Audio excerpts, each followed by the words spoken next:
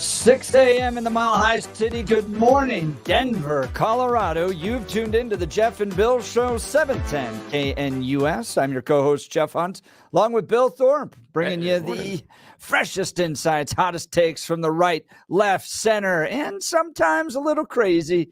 It's a great day in the Mile High City, and we're gearing up for a whole morning of engaging discussions, critical analysis, and most importantly, your calls and texts, because this is where Denver's voice is heard loud and clear. So grab your coffee, Denver, and let's dive into the issues that matter most to you right here, right now. Absolutely fire show ahead. George Brauchler joining us in just a few minutes to give us an update on the Trump trials. If he was walking in to do an opening statement for either side, what would he say? How would he win if he was the prosecution, if he was the defense? We'll get that from George in just a second. Mayor Mike Coffman, 7 a.m., Mayor of Aurora. He's got a plan to deal with the homeless along 225. He's going to get us those details. And then Representative Chip Roy, who serves as the policy chair for the House Freedom Caucus, 8 a.m. And then we'll get into a whole host of news here in Colorado as well. Did you see this? That our friend John Caldera is looking to lead what could be, in my opinion, the greatest ballot initiative in a long time in the state of Colorado. Free Beer Friday?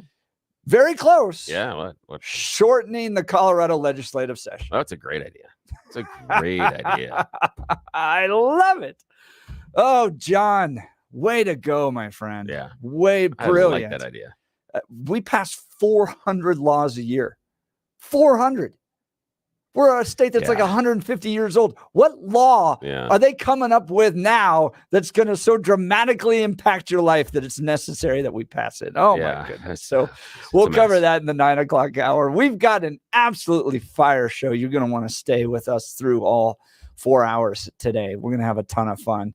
Let's check in on the news with Blake Olson. Good morning, Blake. Hey, good morning, Jeff and Billy. Sounds like a good one this morning. Looking forward to it. 45 and mostly clear in Denver, expecting highs in the upper 60s today. The 7-10 5-day forecast is coming up. Our top story, gas prices are down a bit. AAA puts today's national average at $3.66 a gallon. California is paying the highest, of course, by far. But here in Denver, the cheapest gas can be found at Quick Trip on Evans at $2.53 a gallon if you're driving right now. Hey, that's not a bad thing, right? Speaking of gas prices, I passed two of these intersections on the way in today where someone overnight had just done like a bunch of donuts in the middle of the intersection. Have you seen these? It's become like a thing. Really? It's like kids now, I guess that's what they do at 2 a.m. instead. They must have a lot of money to pay for those tires. That's what I was thinking too. I was thinking, discount tire, and the tire companies are like, yeah, that's fine. Go ahead and do those. We don't mind. They'll stop doing that once they start paying for tires, right? That's right. Hey, former President Trump's campaign derailment criminal trial resumes today in New York. Former National Enquirer publisher David Pecker, yes, you heard me correctly, Pecker with the National Enquirer, expected to take the stand today. Prosecutors say he had an arrangement to protect Trump from any potentially harmful stories leading up to the 2016 election. That didn't work too well, preventing him from doing that. Tensions remain high as pro-Hamas supporters lose their minds at Columbia University again. And overnight, they've obviously been indoctrinated to hate Jews in Israel, and reportedly a lot of them have been paid to create the chaos. Wow. Classes were held virtually on Monday, and many Jewish students say that they no longer feel safe on campus. Now, President Biden playing both sides, of course, of the fence. You probably can't hear that, can you? It's a little broken up there. Is it all garbled? Okay, it's all garbled. We'll have to reset it again after the newscast, but of course he's playing it right down the middle. We'll have that coming up in the next hour. So, is this a both sides are good people type of thing? Oh yes, absolutely. I remember the media just ripping the president to shreds over that type of thing. Isn't that amazing how that works? Yeah. Okay, well, We'll hear that coming up. All right, 35-year-old Kirk Abercrombie, he's the suspect accused of car theft and kidnapping in Aurora Sunday night. The 6-year-old was found safe, and Abercrombie faces second-degree kidnapping and felony motor vehicle theft. The FBI warning drivers who use E470 to be aware of fraudulent text messages trying to scam you of your sensitive info like credit card info. They'll text you while you're on E470 and tell you that you owe money from previous rides and all that, so be aware of that. One person is dead after a boat capsized Monday at the Aurora Reservoir. It was an accident. Crews pulled one person from the water, though they were later pronounced dead. In Jefferson County, a teenage suspect has been arrested in connection with a series of burglaries in the Summit Ranch area. A shelter-in-place alert was issued for that area Sunday as police searched for the unidentified suspect. News is brought to you by Lair Fireplace and Patio, Denver's premier source for everything fireplace, patio, and grills, locally owned and operated since 1954 online at lairfireplacepatio.com. 41 in Broomfield, 42 in Parker, 45 in Denver. Since my computer isn't working right now, we won't play it, but wow, what a game last night. Jamal Murray, a step back, fadeaway shot at the buzzer over Anthony Davis as the Nuggets come back from a 20-point deficit to beat the Lakers in Game 2 of the first round of the NBA playoffs at Ball Arena. Game 3 Thursday night. The Joker, Nikola Jokic, triple-double again, 27 points, 20 boards, 10 assists. Incredible.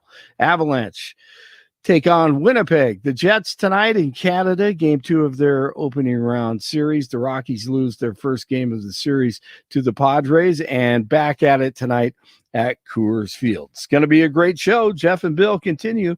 Blake Olson, News Talk 710 KNUS. Your 710 5-day forecast calls for mild temperatures in the 70s today. A little bit breezy, gusty southwest winds, lows tonight near 40. Tomorrow, it is going to be a little cooler, a high near 60 with a slight chance Tuesday afternoon and evening for an isolated shower, thunderstorm, low 40s Tuesday night. Warming back into the 70s Wednesday, maybe an isolated thunderstorm late in the day. 70s, a good chance of late day thunder on Thursday, a little cooler, showers and thunderstorms likely Friday and Saturday. Meteorologist Don Day on 710 KNUS.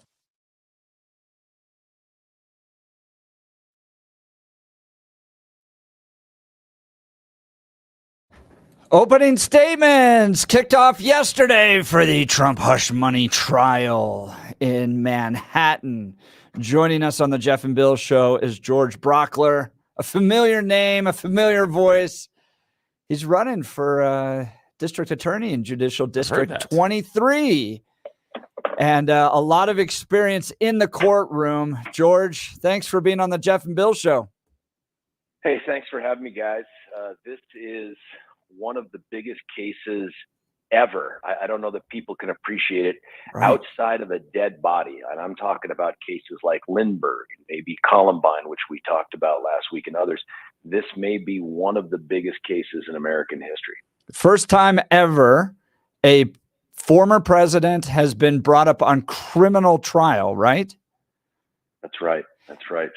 Sitting or former, sitting obviously very difficult. But the part, and I didn't hear if you guys had covered this before, but one of the things in light of that is the most disappointing, in fact, I think offensive to the American people, is that this thing is not televised. Right. I know that New York State has these very draconian, rigid laws about what can be recorded, but it's not like this case snuck up on them last week.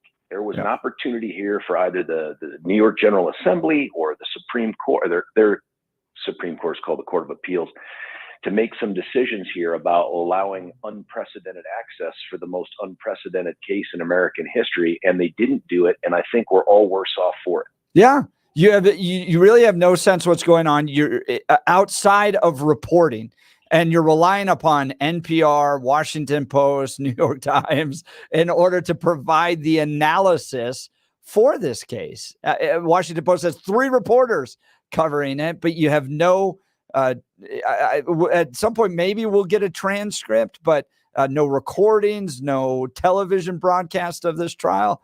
It's kind of wild. It's not just wild. I think it's objectionable. And here's why I say that.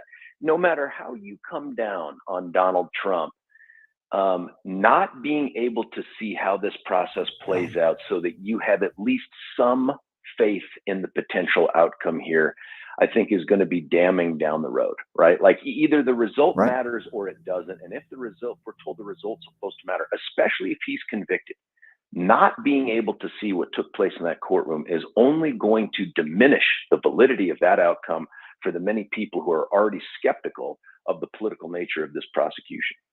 So yesterday, opening statements came from both sides. Prosecution delivered their opening statement on behalf of the district attorney's team. A guy named Matthew Colangelo, I think is how you pronounce his last name. Colangelo, I think, yeah. Colangelo, and the right pointing out he's got a lengthy history of basically being a Democrat operative. He laid out what has long been Manhattan District Attorney Alvin Bragg's argument. He alleges there was a conspiracy created in part by Trump to conceal information that he had an affair with an adult film star out of fear that if the information got out, it could hurt his 2016 presidential electoral prospects. I want to talk a little bit about opening statement strategy. You're trying to appeal to 12 jurors that are supposed to be innocent or neutral when it comes to their viewpoint on the defendant. Put yourself in the prosecution's shoes. What do you want to try to get across from their perspective to these jurors about Donald Trump?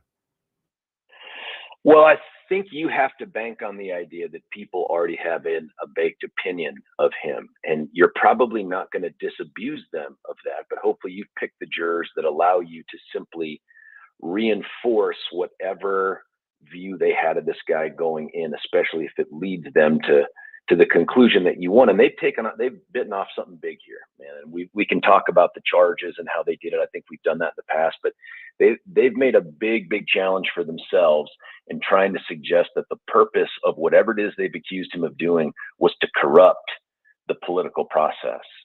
That's a tall order. So what they need to do is to reinforce jurors who are there that may be dubious of Trump to begin with, that, yep, this is the guy who you thought he might be, and this is what he did that was a crime, and this is why this crime is actually a bigger crime. That's how they get it to be a felony, by saying what he did was in furtherance of some other crime.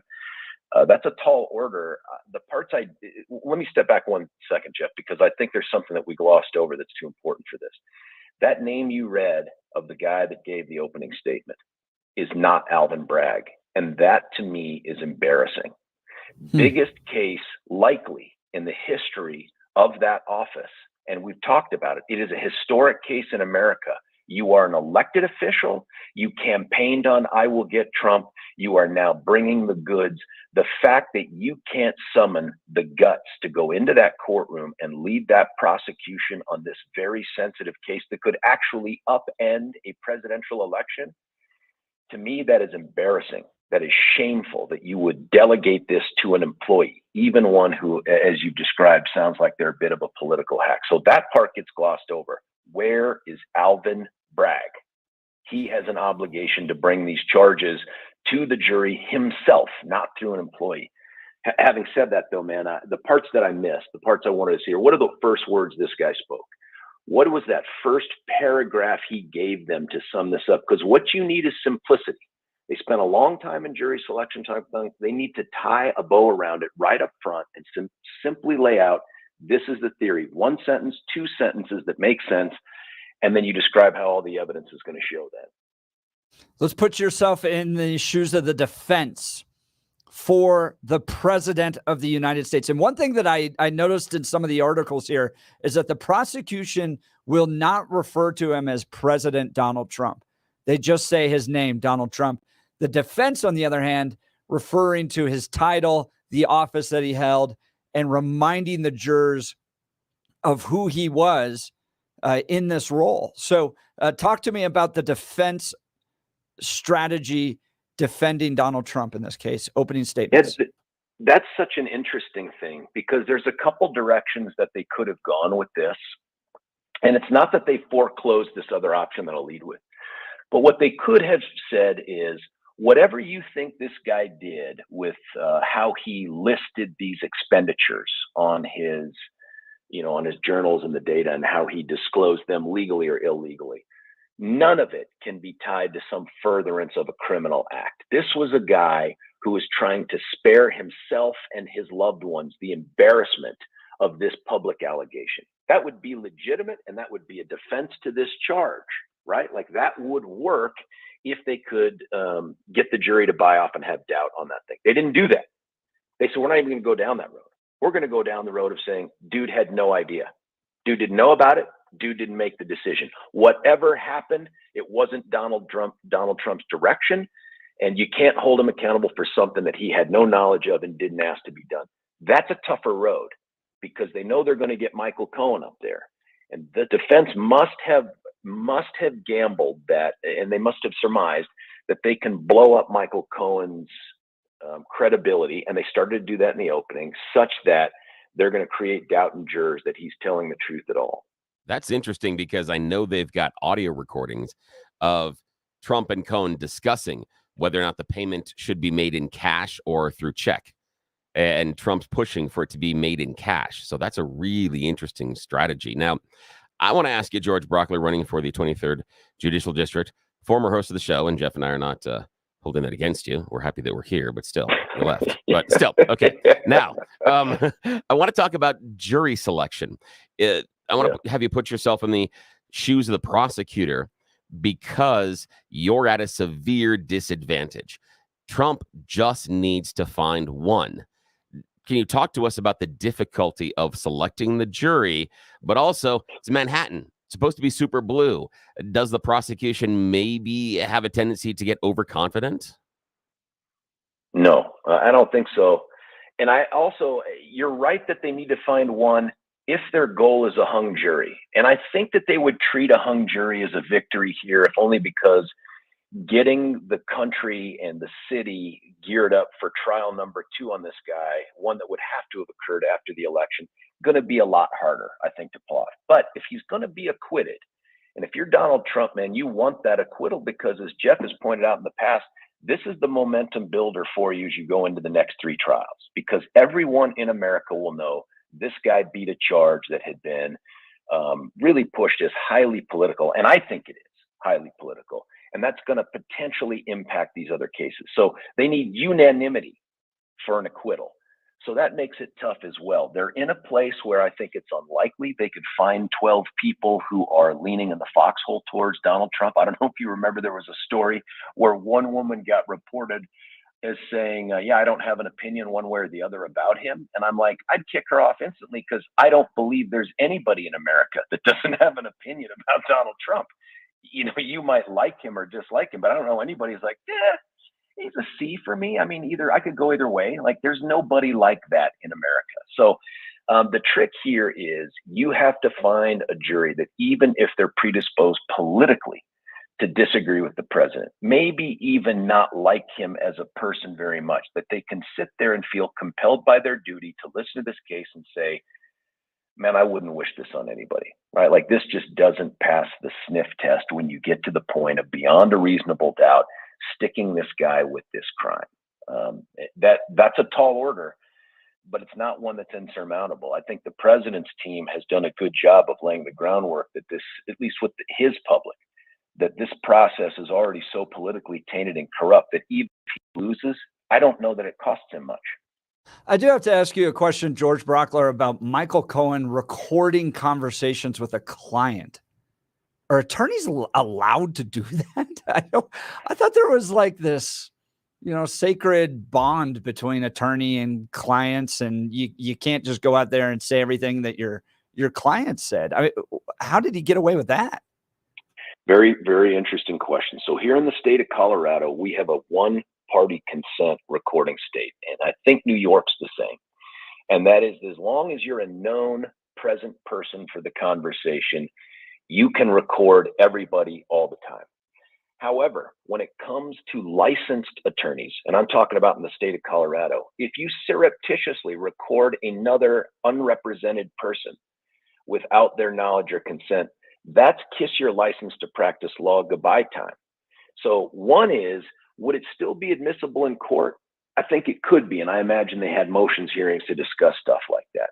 But should Michael Cohen's license to practice law be forever gone from the planet Earth? Yes, because of that violation of that confidence. The problem here is, even though the conversations between an attorney and their client are protected in almost every single circumstance, that almost every exception is when it's in furtherance of a crime.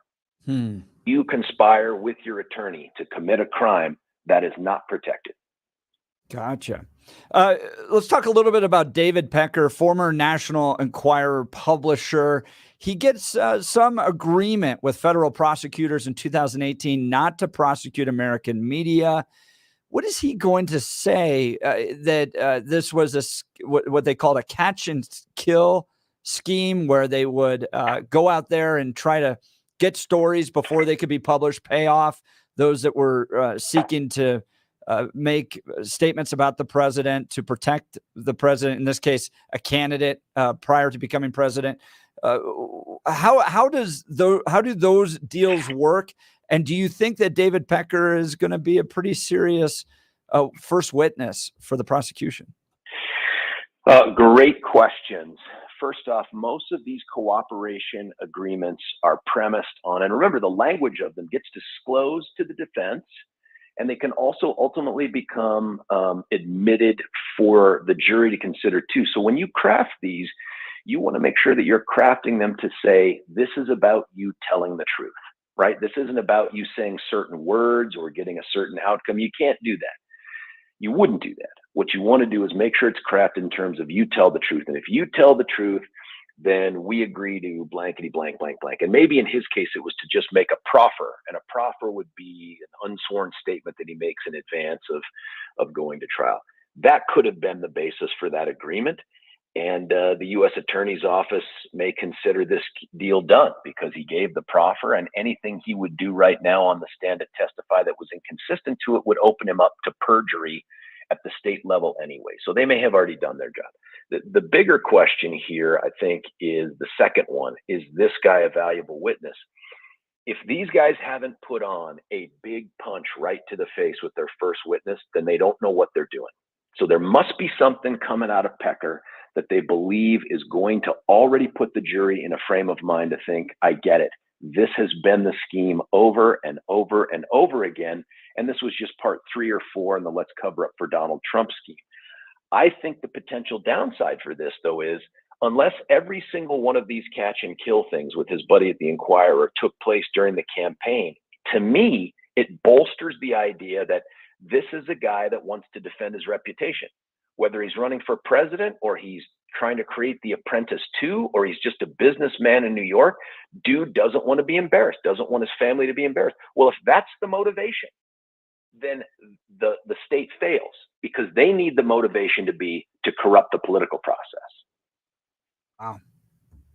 That's a very compelling argument. And if you look at some of the initial documents, court documents that were sent, for instance, I think the doorman allegation, where you had a former Trump employee argue or make the claim that Donald Trump somehow got somebody else pregnant and there was a secret child that was hidden, all that stuff, totally not true.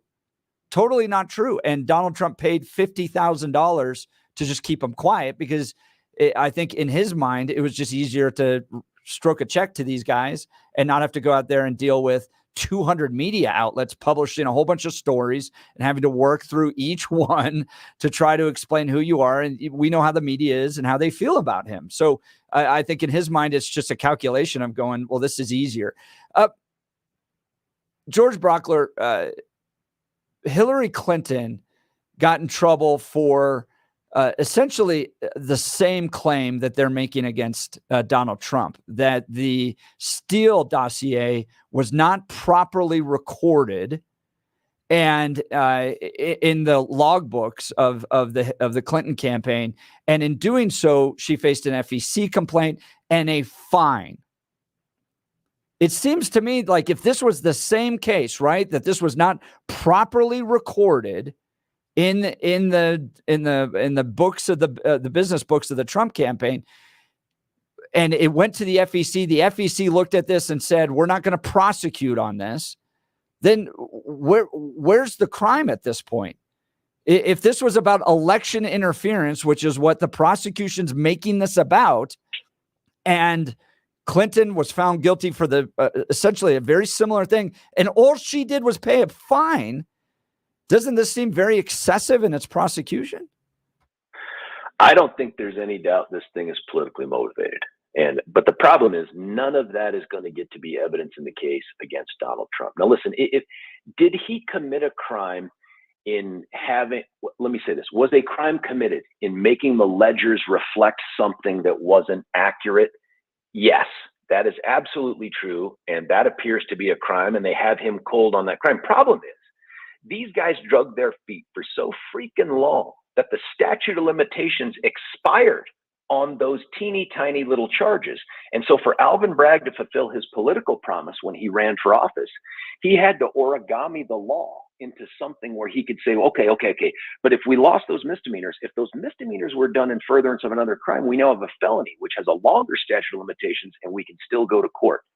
And yet none of that will get to be argued in front of the jury either. The defense can't come to the jurors and say, hey, jurors, these little charges, they ran out of time. So they had to invent something else he did as a motivation for it to get in front of you. They can't have that conversation. They can't have that argument because the motivation of the prosecution, especially when it's political, is not admissible evidence. It's not relevant to the crime. But for us out here on the outside looking in, I think this is absolutely a corruption of the prosecution process. This is what makes people doubt our system. So, George Brauchler, thinking about it this way, let's say that you are the prosecution, you're on the Allen Bragg team. Game plan this for Jeff and I. What do you think is your strongest area of attack against the former president? And on the other side, what's your biggest weakness? What's the thing you're afraid of Trump's team bringing to the table that you can't fight against? Well, I think one of their strongest witnesses, if not the strongest witness, has to be Cohen. And so if you're the prosecution and you know he's damaged goods, and this dude is damaged goods, lacks credibility, a lot to beat him up on, doesn't mean he can't be believed, though. If you're a good prosecutor, you need to de-emphasize this guy. That's why you don't lead with Cohen, because if they bloody him up from the word go, the rest of the trial is meaningless. I don't think you end with this guy either. Depending upon how the other evidence plays out, I think you buried this guy somewhere else towards the middle. And it could be between the beginning and the middle and the end, it doesn't matter. But somewhere in that area, I'm just guessing, you put him there so that if you have momentum going into him and he doesn't fare well, you have something to put on after to rebuild that momentum. I think for the defense, your biggest attack, now that you've come out in the opening and said that this guy didn't know and he didn't make the decision, Cohen becomes your target, right? Because Cohen's the guy that says, we all knew what was going on. He said this, he did this, and you attack it from that angle. Now, on the other side, by the way, this issue of whether or not the president will testify, I think is fascinating as well, because the judge has made rulings that if he does, normally when someone's making the decision to testify, you don't want them up there because they get cross-examined and the prosecutor beats them up. And oh, by the way, if they have felony convictions, that can be used to impeach their credibility. Well, the president doesn't have any convictions. He doesn't have any felonies in his background. But what he does have are those two claims involving E. Jean Carroll and forgive me for not remembering the other thing, where his credibility has been called into question by certain evidence. And the judge has said, hey, if Trump takes a stand, I'm going to let the prosecution expose that evidence to the jury through Donald Trump, through cross-examination. That is pretty damning stuff. And I think if you're the defense, you have told your client, probably don't testify. I don't know if they can keep a guy like that off the stand. I mean, Donald Trump does his own thing, but if you're the defense, you probably want to say, hey, that's it.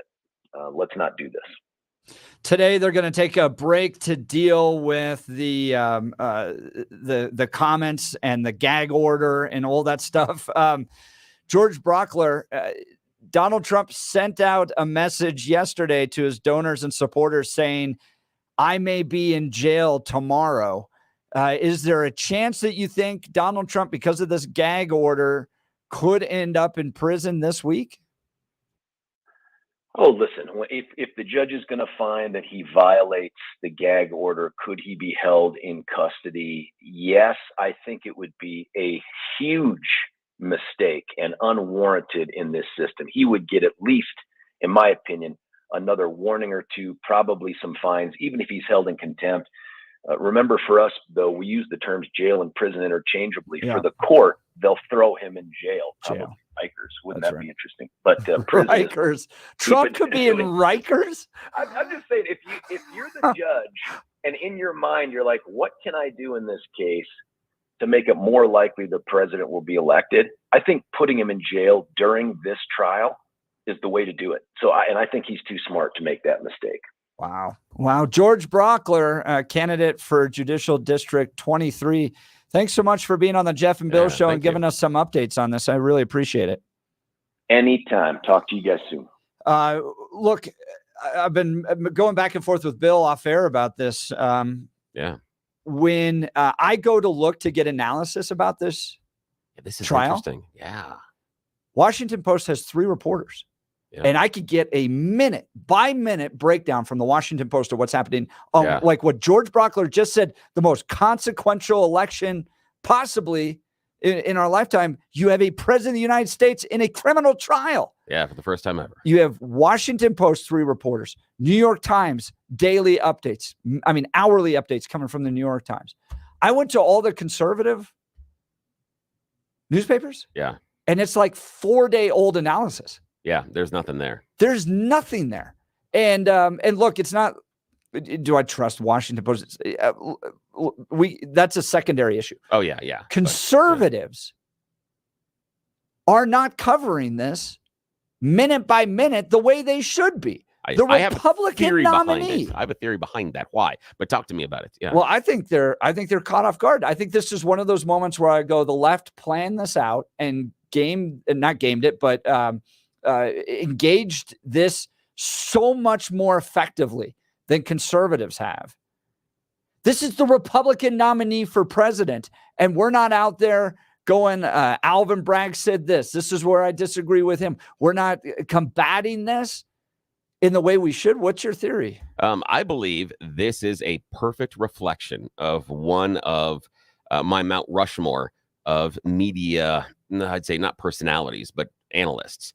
Marshall McLuhan, someone that I bow at the altar of Mr. McLuhan.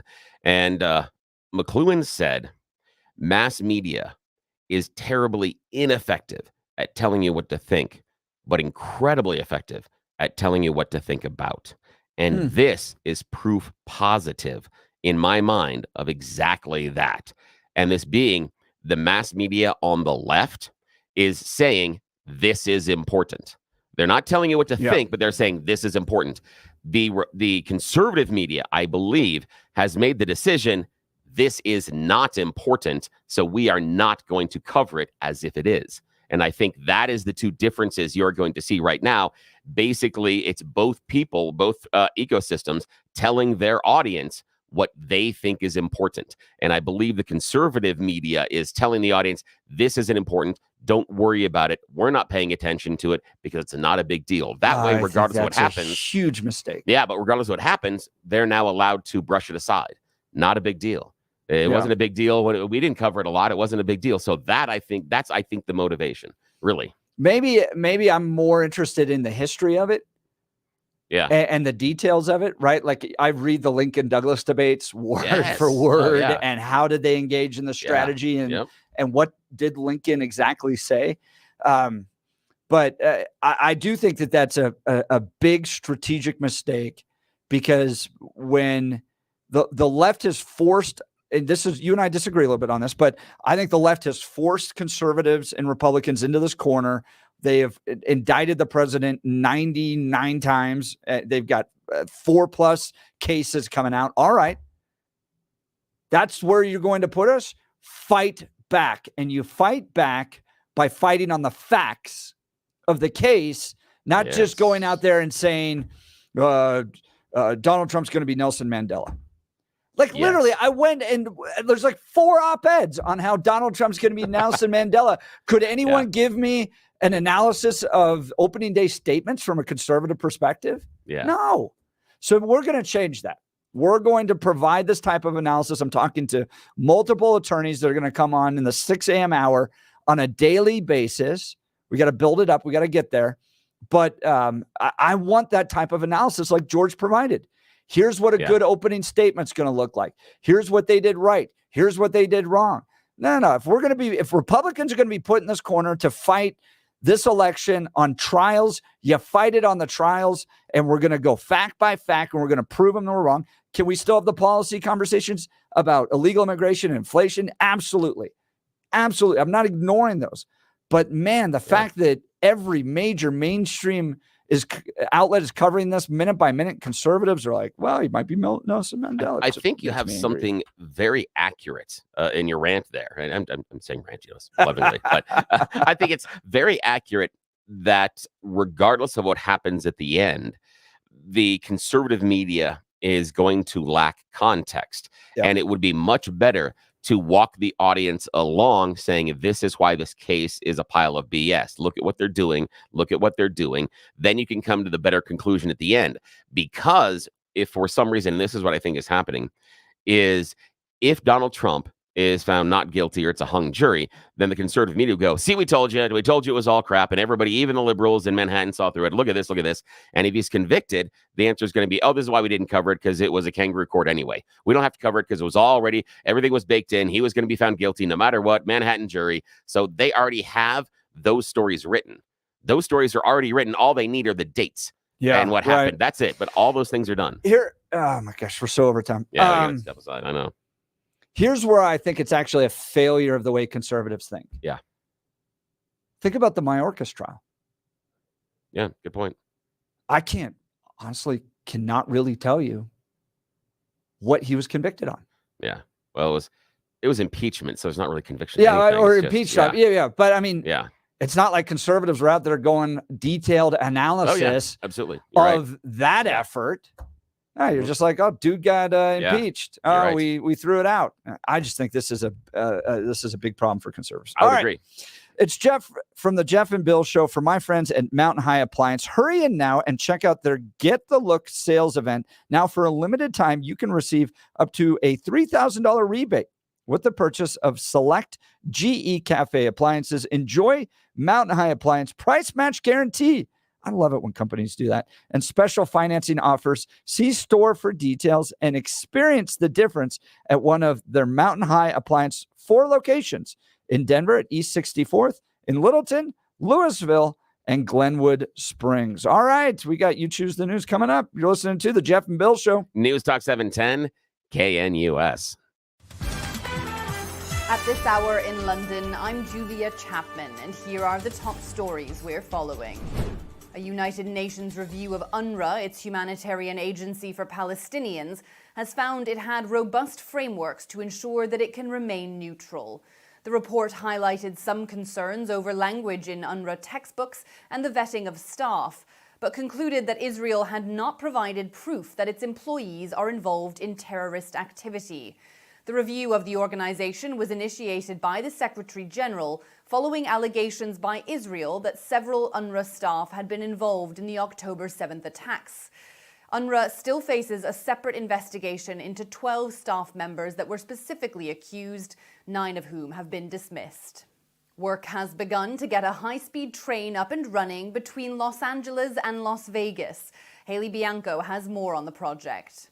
In a groundbreaking ceremony yesterday, the countdown to riding a high-speed train in the West got underway. Crews are now working on a $12 billion high-speed passenger rail between Las Vegas and the Los Angeles area.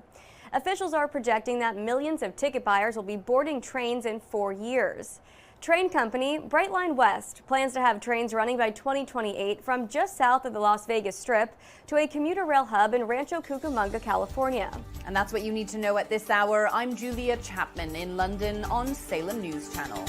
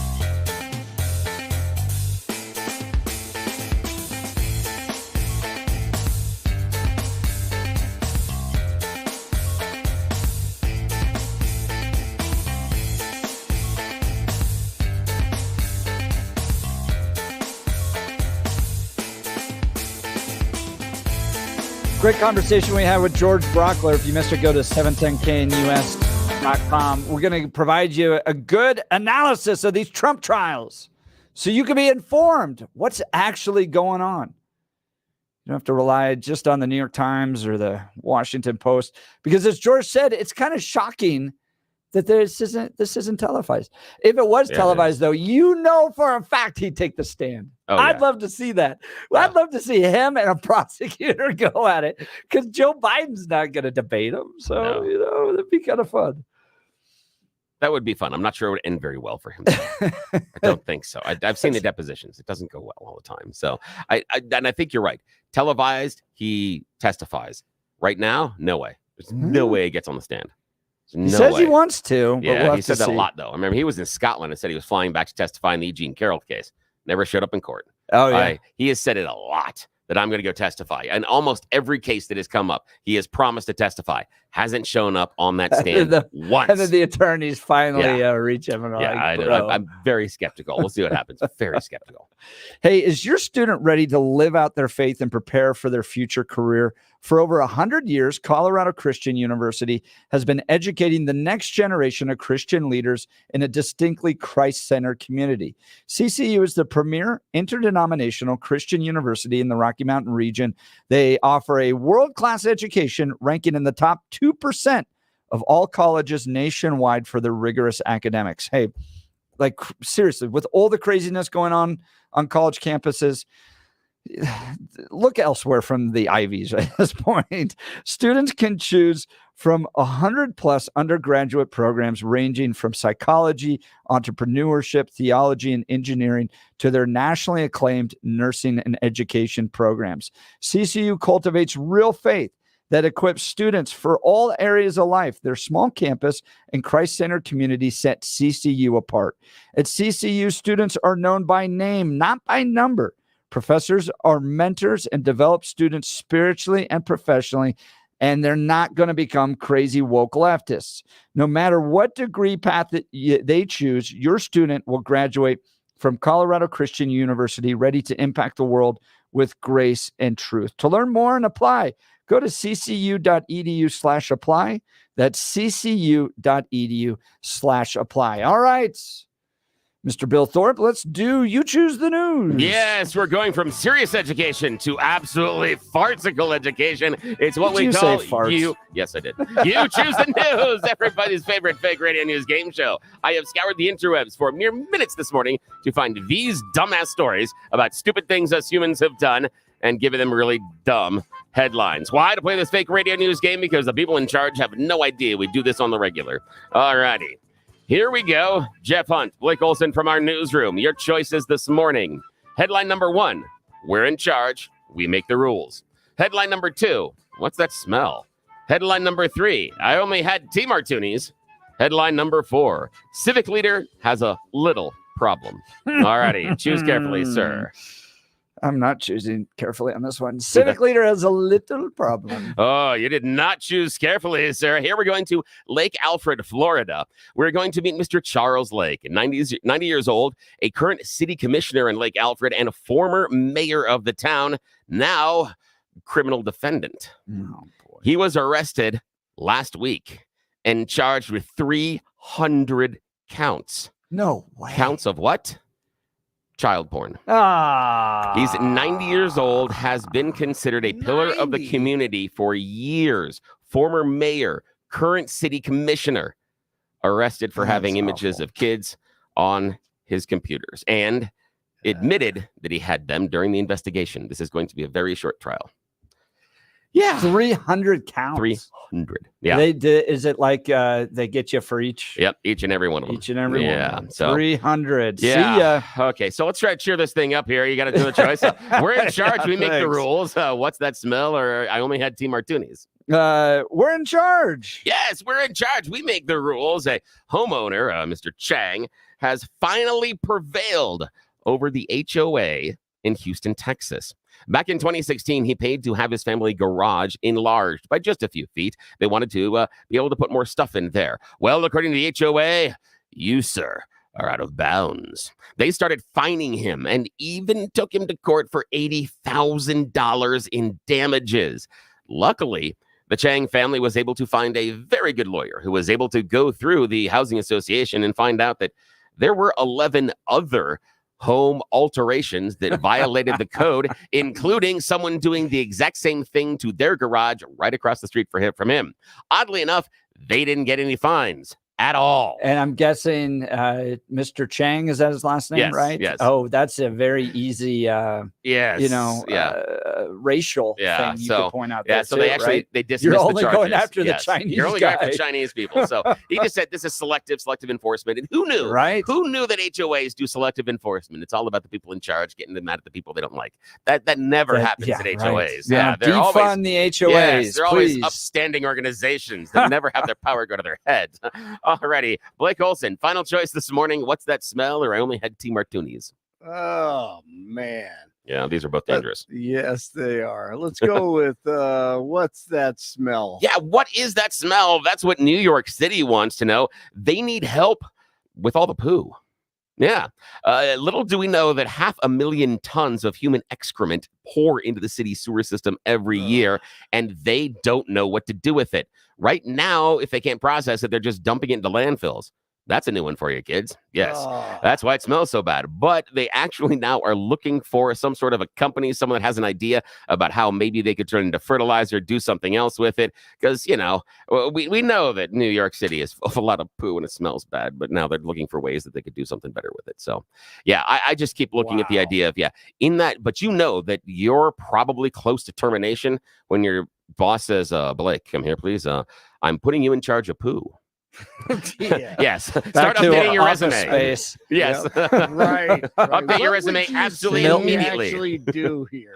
Yeah, exactly. Oh, well, that's it. That is the end of You Choose the News. As always, I'm a giant loser, and Jeff and Blake are big winners today. This is not sponsored in any way, shape, or form by Roll 'em Out Shelves. Book your free in-home estimate today. They'll organize your kitchen, your bath, all those cluttered cabinet areas, but don't tell them about You Choose the News. See them at rollemoutshelves.com. Back to you, sir. All right. Coming up in the 7 o'clock hour, Aurora Mayor Mike Coffman proposes tough love approach to homelessness. Camping ban on I-225 in specialized court. Aurora Mayor Mike Coffman announced last week proposals for a new approach to homelessness, which would harshen the current camping ban and create a new court for offenses by homeless people. He's going to be joining us in the top of the 7 o'clock hour. I have so much respect for Mike Coffman. Oh, yeah. I'll get into why when he's on our show, but when I think of civic leaders that care most about serving people, yeah, Mike Coffman is at the top of the list, in my opinion. So we'll get into all of that in the 7 o'clock hour. Speaking of great guys, Dan Caplis, absolutely one of the best attorneys out there. Dan suggests that you should choose a lawyer who shares your values, because who you choose to represent you in an injury case says a lot about you to everyone involved in the case. Dan Caplis is the son of a police officer. Dan is also a former seminarian. Like myself, Dan has dedicated the last 40 years of his life to helping people who are hurt in serious motor vehicle crashes. Bottom line, Dan is a guy who cares about people. Dan is believed to be the only lawyer in Colorado history to win 5 straight multi-million-dollar verdicts in Colorado crash cases. Dan is also believed to have won the largest truck crash verdict in Colorado history. Dan Caplis Law is the official law firm partner of the Denver Nuggets and the Colorado Avalanche. Great game last night, by the way. Dan Caplis Law is a serious firm for serious cases. Dan accepts righteous injury cases on a percentage fee basis so that he can represent good people from all walks of life without regard to ability to pay. If you need Dan's help, call 303-770-5551. That's 303-770-5551, or hit dancaplisLaw.com. That's Dan, C-A-P-L-I-S law.com. 7 o'clock hour, Mike Coffman's joining us. You're listening to The Jeff and Bill Show. News Talk 710, KNUS.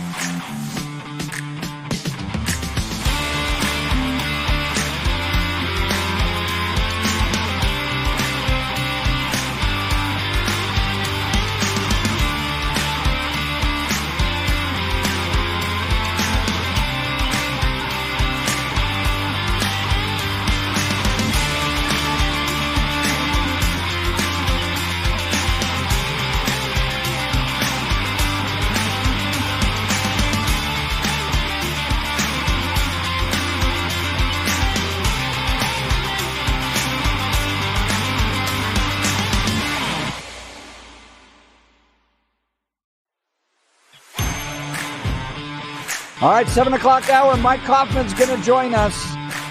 He proposes a tough love approach to homelessness, camping ban on I-225 in a specialized court. I think Aurora's doing it right, man. It's not like the outreach in Denver, which is hugs. Right. That's what they're doing. And taxpayer cash. Hugs and money. Look, you remember Mike Coffman went to go live as a homeless guy during COVID for like 2 weeks.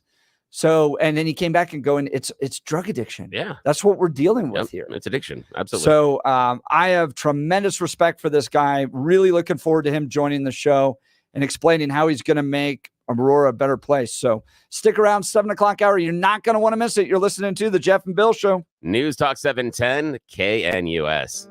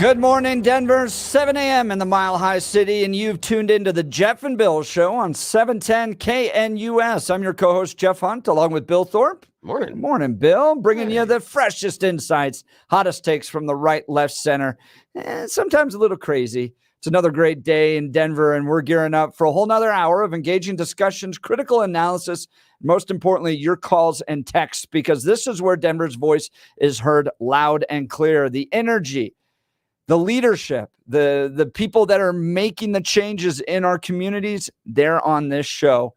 and we want you to be a part of that conversation. Give us a call, 303-696-1971, 303-696-1971, or text us on the 710 KNUS app.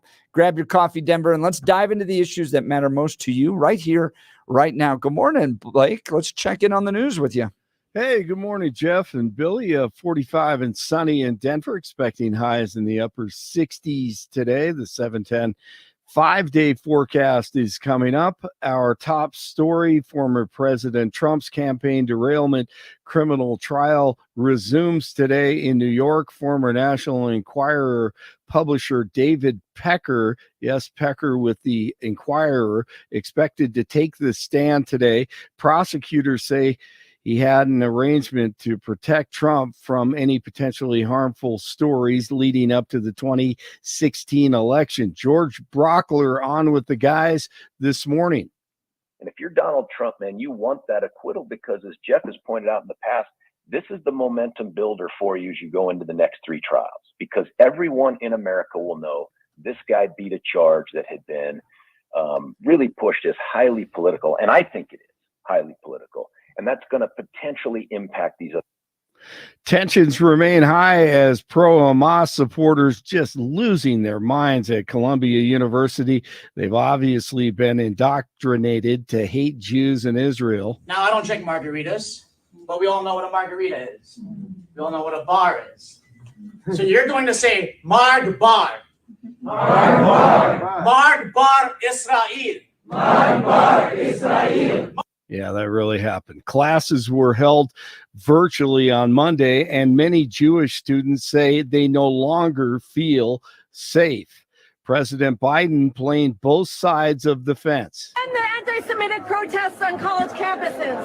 I condemn the anti-Semitic protests. That's why I've set up a program to deal with that. I also condemn those who don't understand what's going on with the Palestinians. Oh, wow. He condemns those who don't understand what's going on with the Palestinians. Arkansas's Tom Cotton. This administration has an obligation to protect the rights of Jewish students and Jewish citizens on these campuses and all around the country, and they're not doing so. I've demanded answers from Attorney General Garland and Secretary of Education Cardona on why they're sitting on their hands in the face of nascent pogroms at places like Columbia University. Yeah, no doubt. I kind of like this idea. RFK Jr. wants the entire U.S. budget available on blockchain if elected. It would allow any American to look at the budget anytime. The blockchain, isn't that great, is a ledger of transactions that is typically associated with cryptocurrency. I like that. Senate I would be happy to just know where the money's going. Yeah. Oh, you know what? $91 billion in foreign aid. I think that would change everything. I really do. I think people, if it was transparent and everyone really knew, I think all this would stop, or at least half of it would. Senate expected to pass a $95 billion aid package for Ukraine, Israel, and Taiwan. $60 billion for Ukraine, $26 billion for Israel. RTD increasing transit police patrols in a move to address the safety concerns surrounding public transportation in Denver. Drug use and violence have been a problem. Increased 24/7 patrols begin May 5th. The FBI warning drivers who use E470 to be aware of fraudulent text messages trying to scam your sensitive info like credit card information. Drivers are receiving warnings via texts that they owe money from previous trips. It's 41 in Golden, 42 in Lone Tree, and 45 in Denver. Murray makes a move.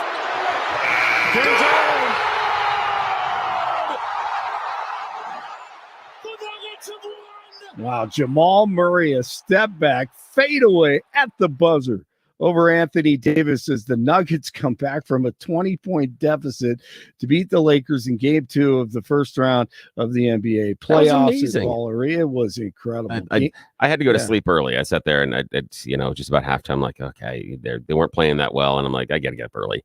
And then I got up this morning and saw we won. last second shot, and I went and watched the highlights. Oh my Lord. I was in bed Wow. and I was awakened by my 7th grader who was screaming, Oh, "Man, you should have seen it." No, let's hear from Murray. I jumped pretty high, faded a lot, and I just lost my balance and fell. And I just saw the ball over the rim. I think AD was in my way, or somebody was in my way. And I just heard everybody scream. That's how I know it went in. Somebody's in my way. Yeah, somebody. Just a long and tall Anthony Davis, goodness. man. He made it was incredible. Jokic, a triple-double, 27, 20 boards, and 10 assists. Incredible. That is insane. He's done that 4 times. Oh, man. Nobody has done that more than twice in the NBA. Really? And he's doubled it. He's done it 4 times. Tell me he's not the MVP. Come Right, on. and these clowns Come say on. he shouldn't be Yeah, the come on. MVP. Well, yeah, whatever. I mean, it's Yeah. pretty amazing. It is. You're watching greatness, no doubt. Yeah, you are. Avalanche take on the Winnipeg Jets tonight, game 2 of their series in the NHL playoffs. Rockies lose to the Padres, back at it tonight at home at Coors Field. All right, guys, you continue. Jeff and Bill, they keep on going here on Tuesday. Blake Olson, News Talk 710 KNUS. Your 710 5-day forecast calls for mild temperatures in the 70s today. A little bit breezy, gusty southwest winds, lows tonight near 40. Tomorrow, it is going to be a little cooler, a high near 60 with a slight chance Tuesday afternoon and evening for an isolated shower, thunderstorm, low 40s Tuesday night. Warming back into the 70s Wednesday, maybe an isolated thunderstorm late in the day. 70s, a good chance of late day thunder on Thursday. A little cooler, showers and thunderstorms likely Friday and Saturday. Meteorologist Don Day on 710 KNUS.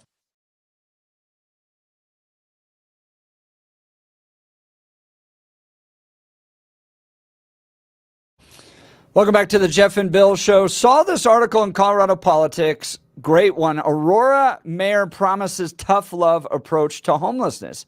Camping ban on I-225 and a specialized court. Aurora Mayor Mike Coffman announced last week proposals for a new approach to homelessness, which would harshen the current camping ban and create a new court for offenses by homeless people. Aurora Mayor Mike Coffman wants an outright ban on camping along the I-225 corridor and create a court specifically to address homeless cases, an approach he called tough love. The approach includes 2 new proposals from Coffman, Council Member Steve Sundberg, and Council Member Curtis Gardner, which will be heard at the next Council study session on April 22nd, which was last night. The first of the 2 proposals will put the entire I-225 corridor under a new trespass ordinance, where they will be ticketed and given a date to appear in court. Currently, people camping along the interstate are given a 72-hour notice to move, and if they do so, they are not penalized, even if they set up tents in another unauthorized location. The new proposals take away the 72-hour notice and hand out tickets to individuals, making them subject to arrest if they don't appear for their court date, Coffman said. While the proposal only covers the I-225 corridor, is written in such a way that the corridor can be expanded to other problem areas without needing to go back to the council for a vote. The second of the 2 proposals from Coffman would create a new specialized court to deal with low-level offenses by homeless people, such as violating the trespass ordinance, illegal drug possession, or retail theft. The idea behind the court, which Coffman called the Housing Employment Addiction Recovery Teamwork, or HEART, H-E-A-R-T court, is to give offenders the option to either go on probation with court-ordered requirements to participate in homeless services such as additional prevention and mental health treatment, or go to jail. Participants would have priority access to shelter with services in the city's pallet home communities, Coffman said, adding that if they successfully complete the court order requirements, their charges would be dropped. Is it time to engage in tough love on the homeless bill? Yeah, I like this idea a lot. I like this idea a little bit better than what Johnson is doing, only because there are consequences for certain behaviors, and then you can get them into programs is the idea. I think this is, again, more of the stick than carrot approach to get them into services they need, especially addiction services. But I think that's what they need at this point. It's not a harsh stick. but it is a stick. And we are right near the Parker 225 interchange, and we see that little community that builds up right there on the little greenbelt area. Right. And the funny thing is, when they come in and they do the clearing, they clear them out. They show up over on the outside of the fence on Cherry Creek Reservoir. So Cherry Creek State Park, they all congregate right around there. And then what'll happen is a couple weeks later, they'll come in and they'll move people away from the fence. They go to the other side of Parker Road and they camp there for about 48 hours. Then they move back to 225 Parker. And it's just a cycle. In fact, they do this so often, I know whose tent is whose. Because I've been passing by them for years. So I can see and I know certain individuals. Again, don't know them personally. But as we go by, I'm like, oh, I know who that person is. Oh, that's the guy that likes to collect the bikes. That's the guy that has the shopping cart that's broken down. Yeah, I know them. The bikes. He does. And none of them have all the parts. And he never puts them all together. But he has still several have of them. chains hanging from them. Yeah, exactly. So, this is a great idea because it is, for me, a forcible mechanism that can move them into addiction. And the addiction recovery, as our friends at Step Denver show us, that's the way to really change their lives. I actually did an entire study on homelessness in seminary, so in grad school in Los Angeles, and went and volunteered at different homeless shelters. So it's changed. The entire thing has changed. And this is where I think people have the biggest struggle with it. Because in many ways, we're kind of stuck back in this 1950s, 60s mindset where these are people that are just going through a temporary tough time. And there are some folks out there, but back in the 50s and 60s, it was generally considered what's called a hot in a cot. You're going to get a hot shower. You're going to get a hot meal. We're going to give you a bed to sleep. But in the morning, you're going to work. Right? You might be, it's a temporary tough time. We're going to provide the basic resources for you not to sleep on the street. And back then, the homeless generally didn't want to sleep on the street. And they were willing to go into, Denver Rescue Mission, go into a faith-based homeless shelter, get the help they needed for the temporary problems they were facing, and then get out of it. What you have now and what you've heard from Mike Coffman in the past when he went and lived as a homeless guy is that you're dealing with drug addiction issues that are way bigger than just a hot in a cot. And all through the kind of 80s and 90s, they started to build these programs that would pretty much provide every service you need to get back on your feet. So where I volunteered was called Path in Los Angeles. You not only had a house and a place to live there, like a room, not a house, but a room to live there. You could go get a haircut for free.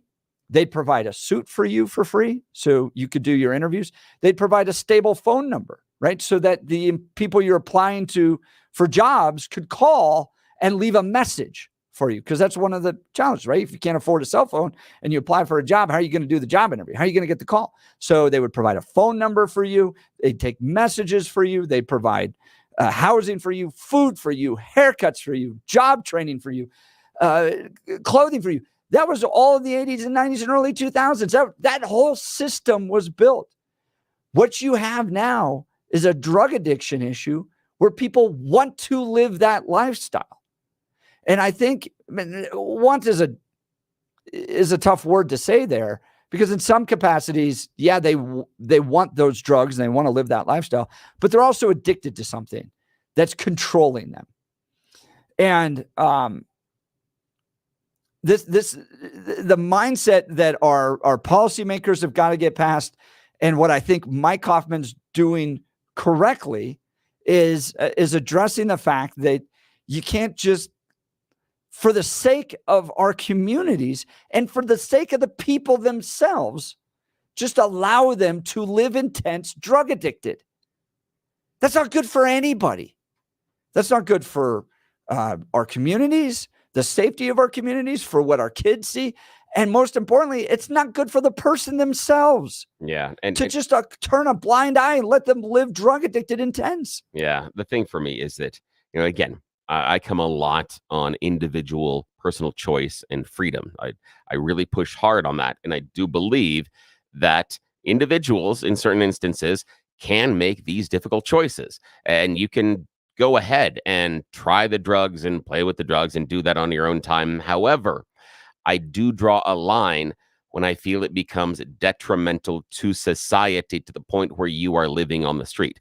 When you are doing this to yourself and it becomes such a cycle of self-harm and self-degradation, I believe society does have a role to step in and help you, especially when we were talking about addiction, because we know it is so hard to break away from that addiction. We had a fan show up this last Friday, Black Eyed P, hung out with him for a long time and heard his recovery story.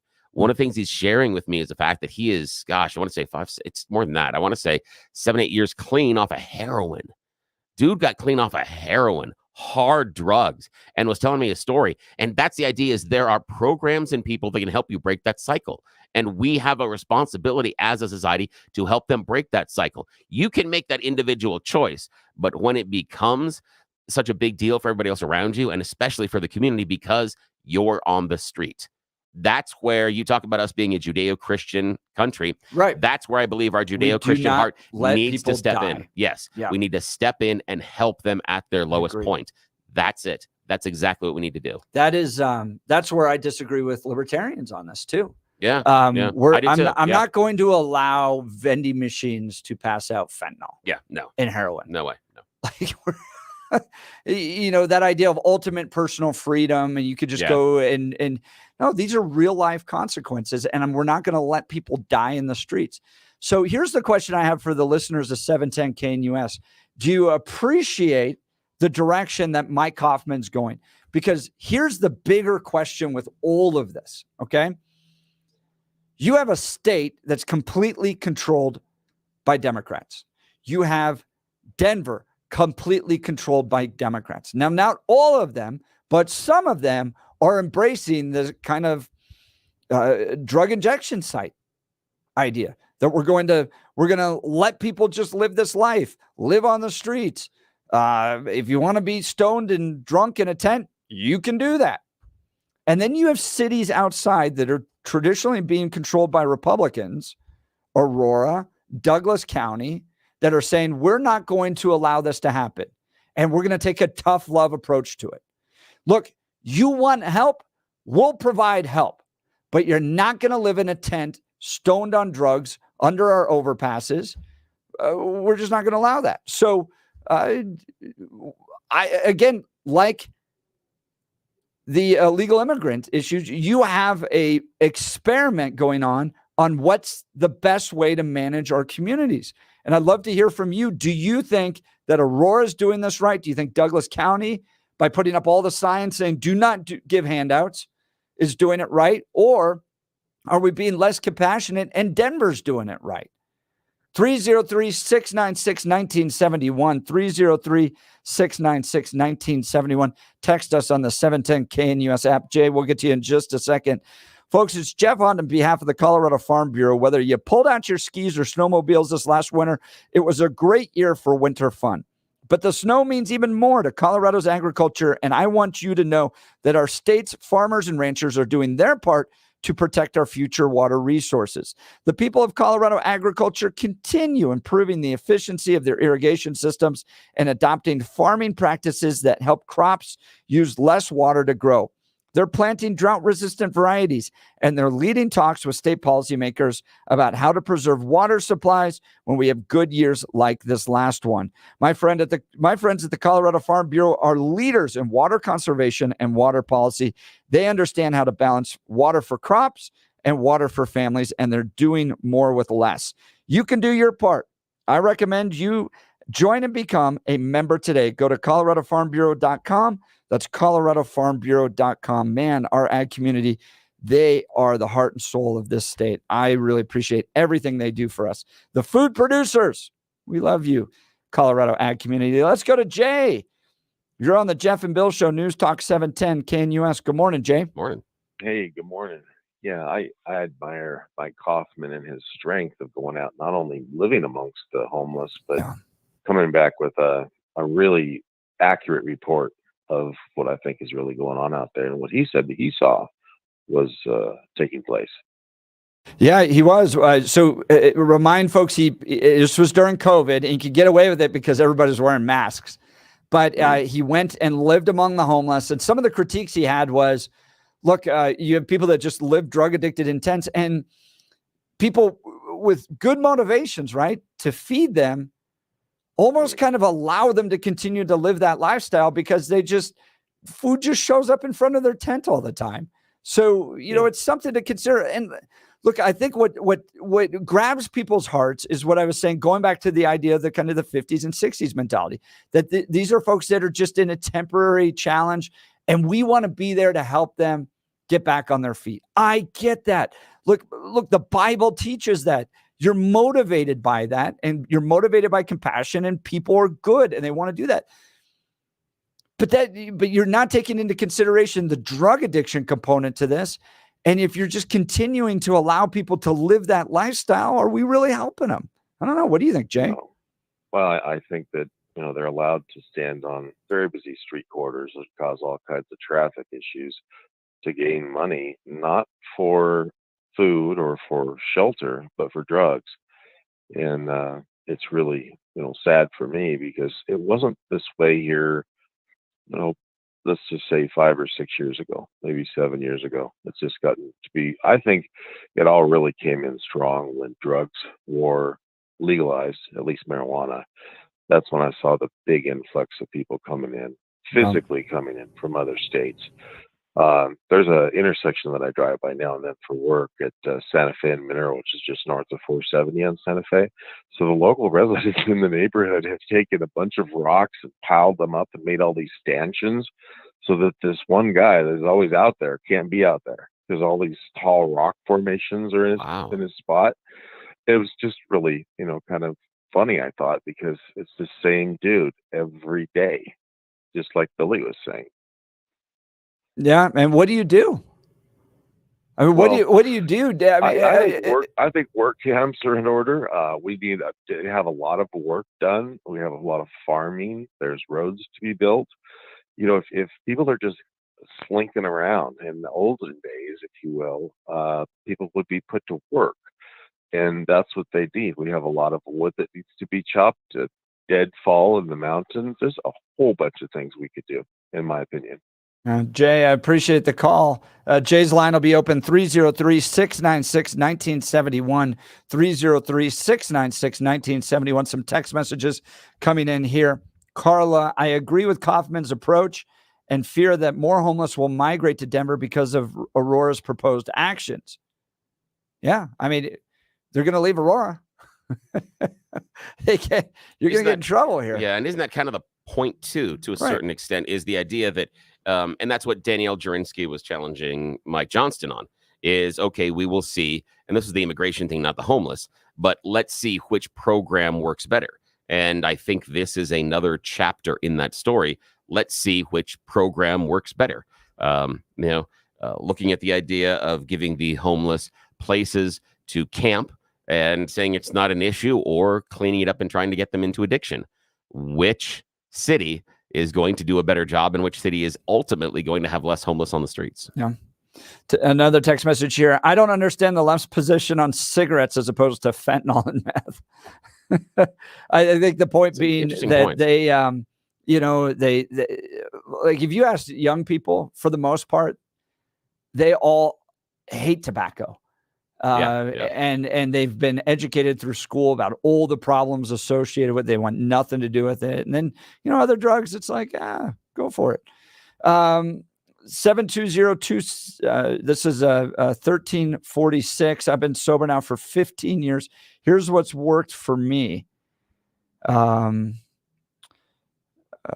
needs to be a blended approach of tough love and preventing dying in the streets, providing recovery services. I agree.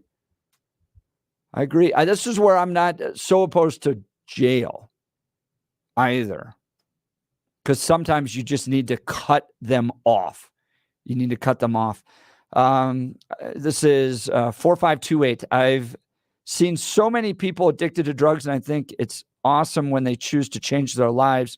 People can't just walk in and say, oh, you're addicted to drugs. Come on, let's change your life, because they don't want it.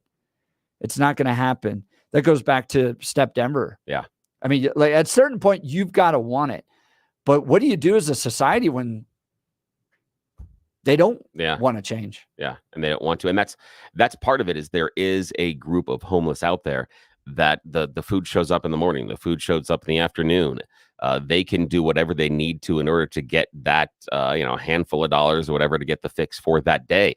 One of the men that we deal with at Step Denver talked about when he was on the street, he knew that he had to get up early and go down the line of bars downtown and check all the parking meters and right around there to get the change, because he had a number in his mind that he knew if he could hit that number, he could go buy enough alcohol to drink away the rest of the day. And so if he could, the earlier that he got started, the more chance he had to get the change instead of everybody else. And the earlier he could start that day getting his drink on. That was his motivation. Yeah. And we have to understand that. Well, I appreciate what Mike Coffman's doing and his leadership there. I think I've been very impressed with what Aurora has done with illegal immigration, prioritizing citizens and services to them, and now the homeless. I mean, Aurora's changing its reputation. Yeah, Aurora's doing a really good job, and I really hope that the Republican Party in Colorado takes a look at what Coffman is doing, and especially the Aurora City Council. This is a great example of being able to get in on the ground floor and change things. Yes. And if you would have told me that after the Aurora City Council elected a whole bunch of socialists, that then it would tack hard back to the right, and then the conservatives would be able to get things done, I think I would have taken that bet and I would have lost. I would have said, there's no way it's going to go this far back. And again, I'm not saying that they've gone super, super conservative. It's just the idea that they were socialists. They were really far left. So the idea that we got back to reasonable conservatism, to me, is remarkable that it happened so quickly. And look at what's happening. And the best argument you can make in this state with Democrat control everywhere is we can lead better. We can make your lives better. We can make your neighborhoods better. We can make your jobs and your safety better. That's the argument. Going out there and engaging in this state on social issues, as much as I am a social conservative, is not a winning strategy right now. It's not. It's not. But the compare and contrast of the Aurora City Council and Mike Coffman versus Mike Johnston is vastly different. And that is a wonderful argument to say, when this community in Denver was confronted with this problem, they did this. The liberals did this, and we honor their heart, and it's great, and they care, but is this going to fix this problem? And the conservatives in Aurora did this. Which one do you feel better represents where you are right now and what you want to see done in your neighborhoods? That's it. Give us your thoughts. 303-696-1971, 303-696-1971. Text us on the 710KNUS app. Look, with all the work I've had done to my teeth, and believe me, you name a dental procedure, it's probably been done to me. Finding a good dentist makes all the difference. If you'd like to talk, I'd like to tell you about Dr. Mike at Rocky Mountain Dental Group. He helps provide people like you and me with the services to look and feel amazing. He provides the best dental care available. You can see for yourself all the 5-star reviews at RockyMountainDentalGroup.com. Here's one. Do yourself a favor. Go there. Staff goes beyond expectations, and they provide excellent service, affordable, friendly, reasonable, gentle, careful, kind service. And if you're experiencing recession on your upper or lower gums, ask Dr. Mike about the groundbreaking procedure called pinhole gum rejuvenation technique, a treatment option for those experiencing receding gums. It's scalpel-free, suture-free, and a graft-free procedure. Just a tiny pinhole and the gentle repositioning of the gums. Visit RockyMountainDentalGroup.com for more information. That's RockyMountainDentalGroup.com, or give them a call at 303-233-1335. That's 303-233-1335 for a free consultation. All right, we'll get to your calls and texts next. You're listening to The Jeff and Bill Show. News Talk 710, KNUS. At this hour in London, I'm Julia Chapman, and here are the top stories we're following. UC Berkeley students supporting Palestinians have set up tents on the California campus, pledging solidarity with similar efforts on the East Coast. It comes as dozens of people were arrested at pro-Palestinian demonstrations at Yale and NYU on Monday. Ira Spitzer reports. The UC Berkeley protesters have put up tents in front of the school's main administrative building, saying they will refuse to leave until the university divests from companies that they say are contributing to the Israeli war effort in Gaza. The move follows similar efforts at East Coast schools like Columbia and Yale, which have begun arresting protesters in recent days for defying orders to leave. UC Berkeley has issued a statement saying it has no plans to change its investment policies. During opening statements in Donald Trump's criminal hush money trial, prosecutors called on jurors to tune out distractions and focus on the facts. The former president faces 34 charges tied to allegations that he paid hush money to an adult film star ahead of the 2016 election. Trump denies the charges and says the case is politically motivated.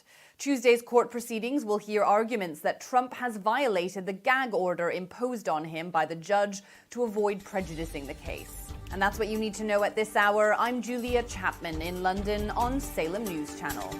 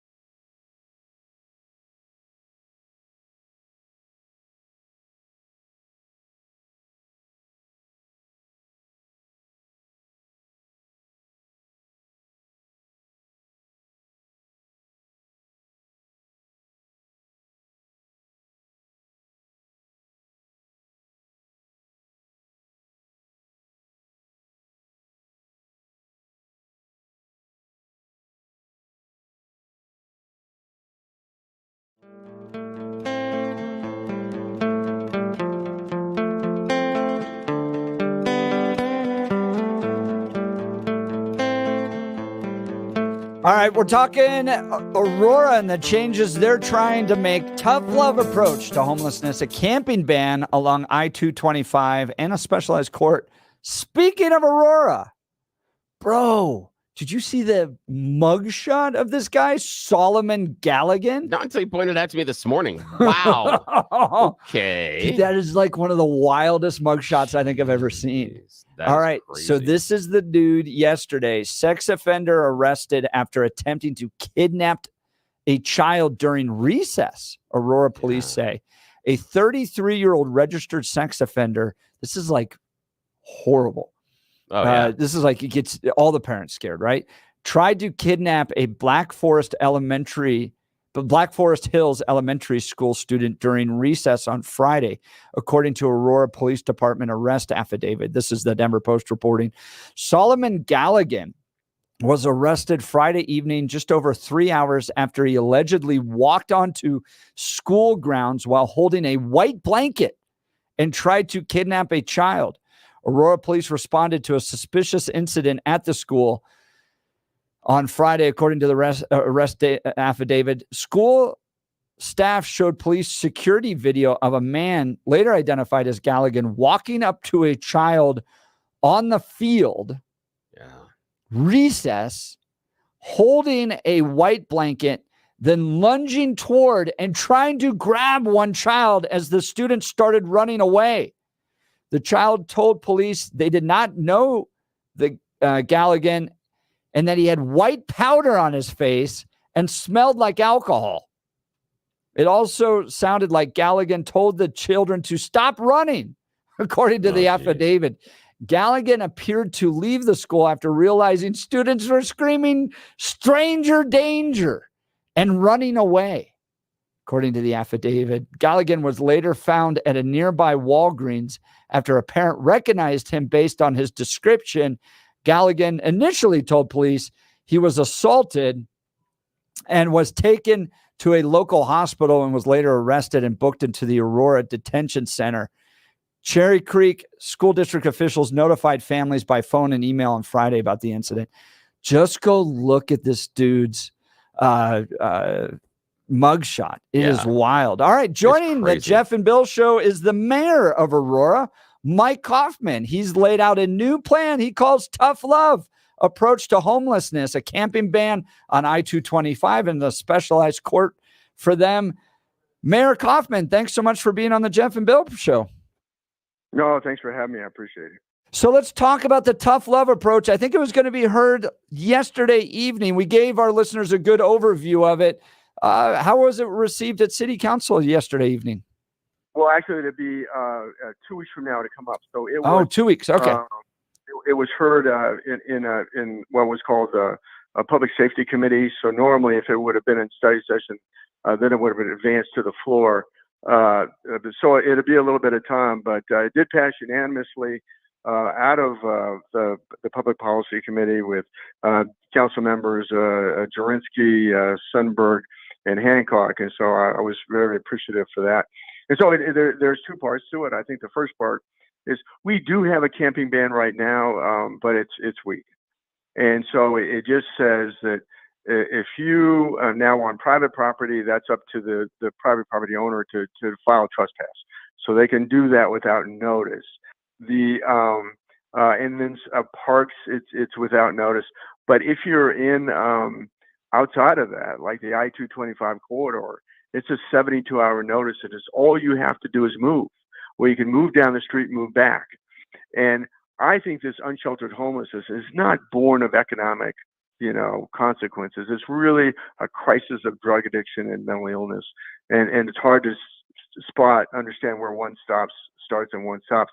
But anyway, so as long as they have a choice, they'll stay on the street. They will stay on the street. We make contact to them every week with outreach teams and offer them services, a place to stay and everything. And very rarely do we get anybody to take us up on it. It can't be a choice. It cannot be a choice. They're a threat to public health and public safety.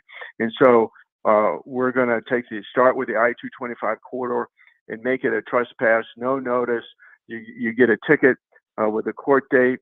You don't show up for your court date, it's failure to appear, and you can be arrested. Talking with Mayor Mike Coffman. Mayor, we got a number of texts and calls about this, about the time you went and actually lived as a homeless person for a few weeks.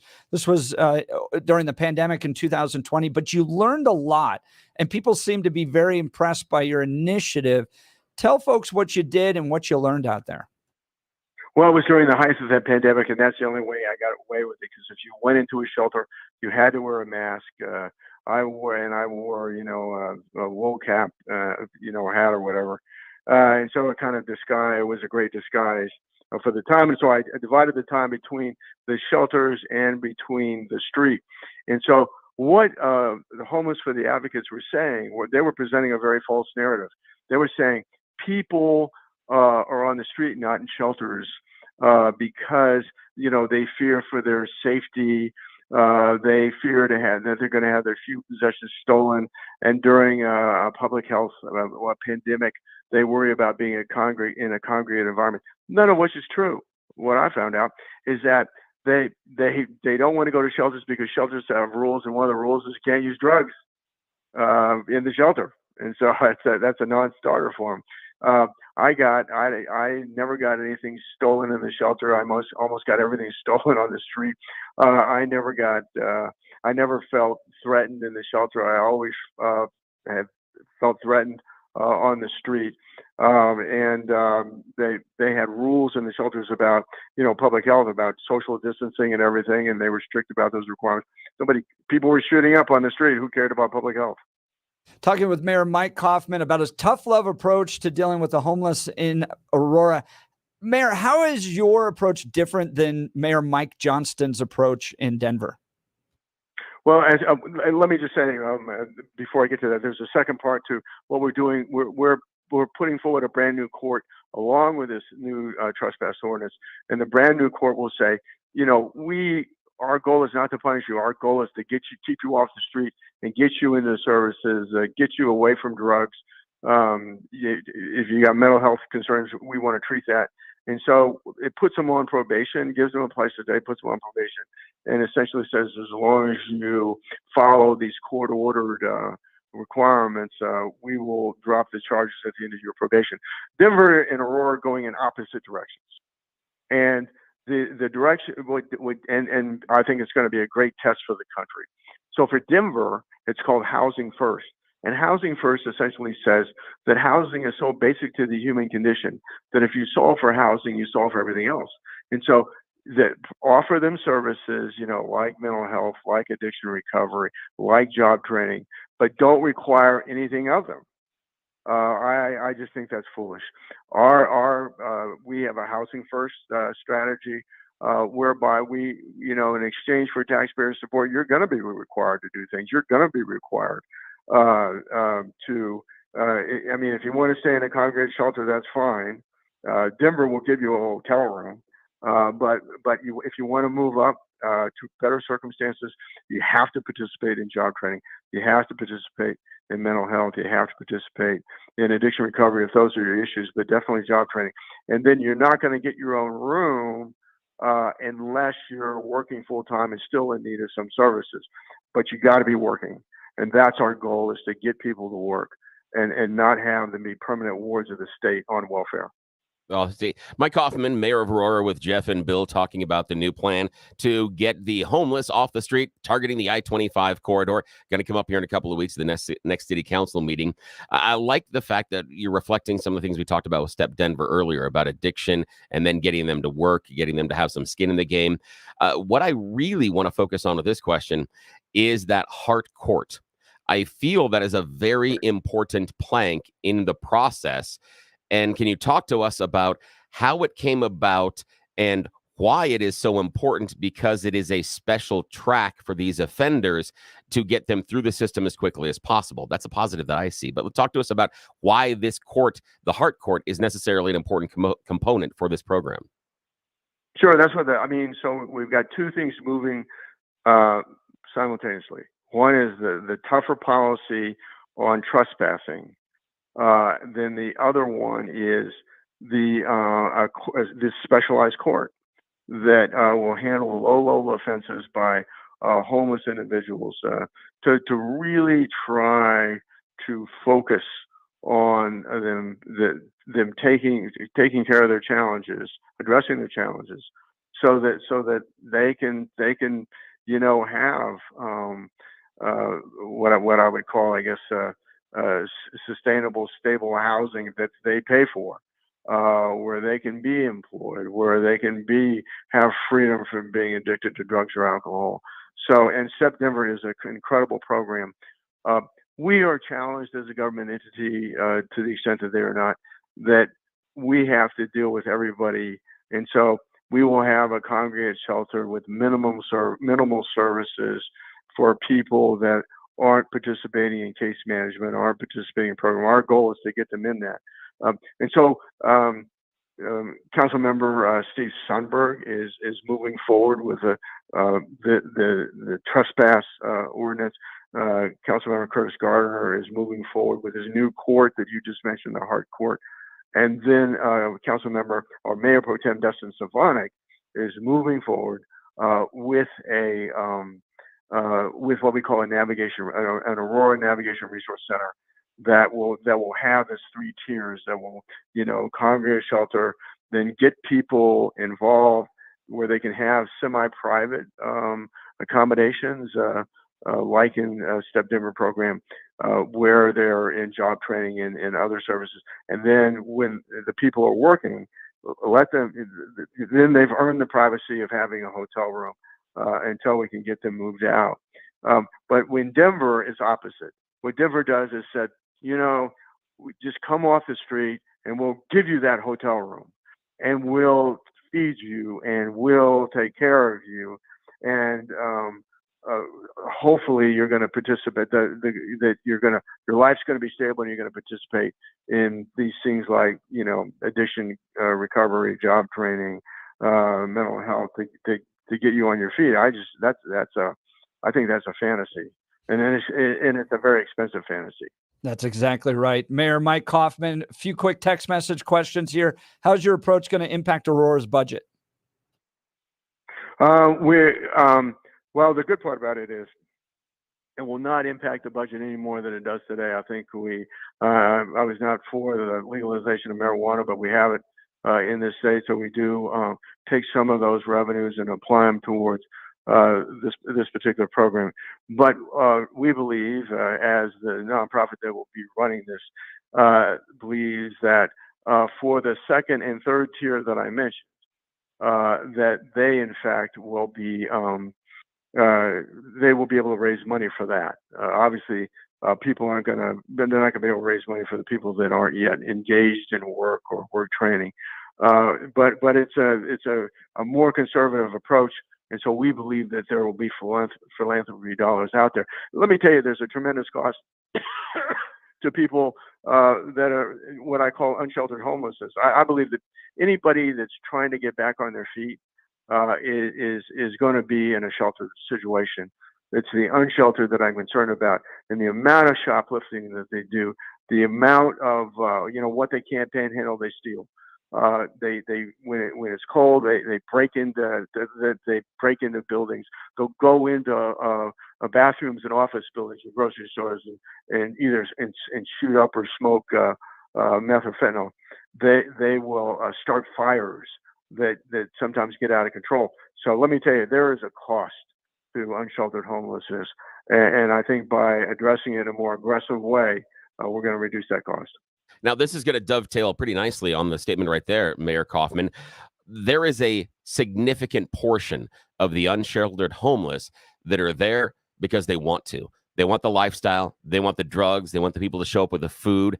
How effective is this program going to be in getting them help if they don't want it? Very effective, I think, simply because so right now, and I wrote the initial camping ban, and people thought it was so draconian at the time, the 72 hours notice and no penalty as long as you move. It gives it's a hassle for them, but it gave them a choice that I'm just going to move and stay on the street. We're not this new policy and the way it's written, it can expand at will beyond the 225 corridor. Obviously we're still building our police force up.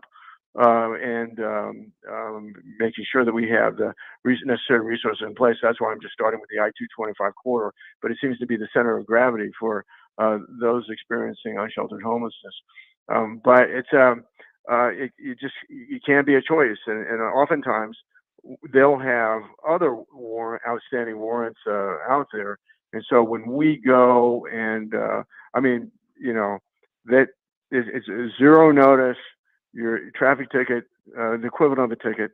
But if you've already missed a court date, if you've got outstanding warrants on other things, you're going to be arrested right then and there and taken into detention. And then we will, and then obviously we're going to try and get you into the court that I mentioned, the new court that we're going to set up.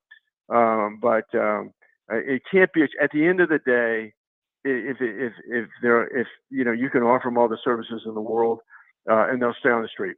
And there's just a culture about that. It serves their addiction. So there's some mental illness in there, but again, it's hard to say, what it's a chicken and the egg thing between mental health and addiction. But it can't be a choice. I've got to get them off the street. I believe this proposal will do it. Mayor Mike Coffman on his tough love approach to homelessness in the city of Aurora. Mayor, I've known a lot of political leaders. When I think of the political leaders that put their constituents first and are motivated by serving the people they represent, you're at the top of the list. Mayor Mike Coffman, appreciate all the work you do for the people of Aurora. Thank you for making this a great city. Thank you. Hey, thank you. Very kind. Thanks. All right. We'll continue with your calls and texts. You're listening to The Jeff and Bill Show. News Talk 710 KNUS.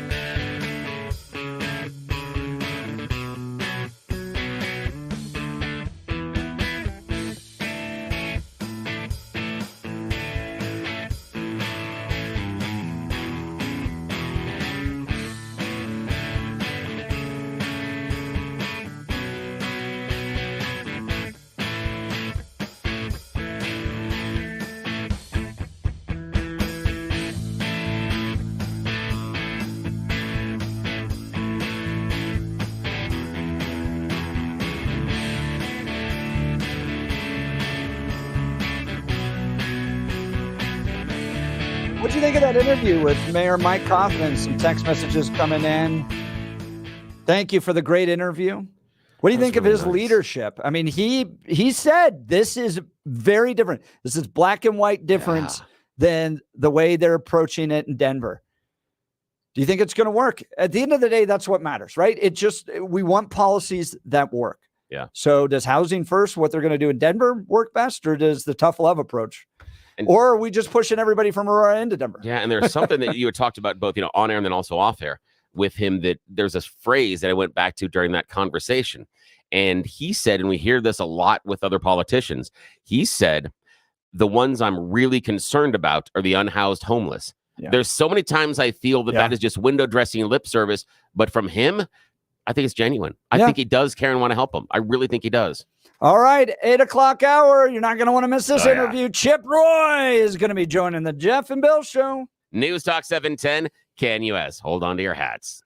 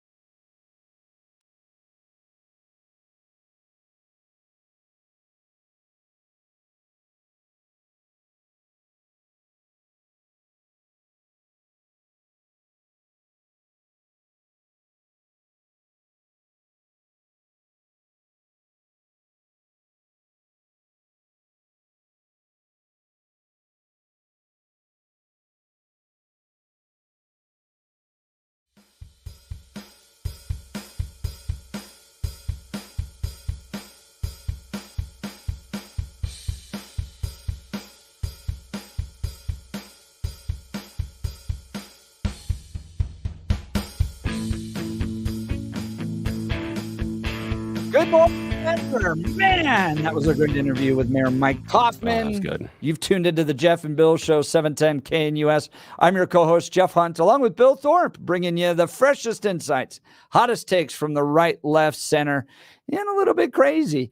It's another beautiful day in the Mile High City, and we're gearing up for a whole morning. Another hour of engaging discussions, critical analysis, most importantly, your calls and texts, because this is where Denver's voice is heard loud and clear.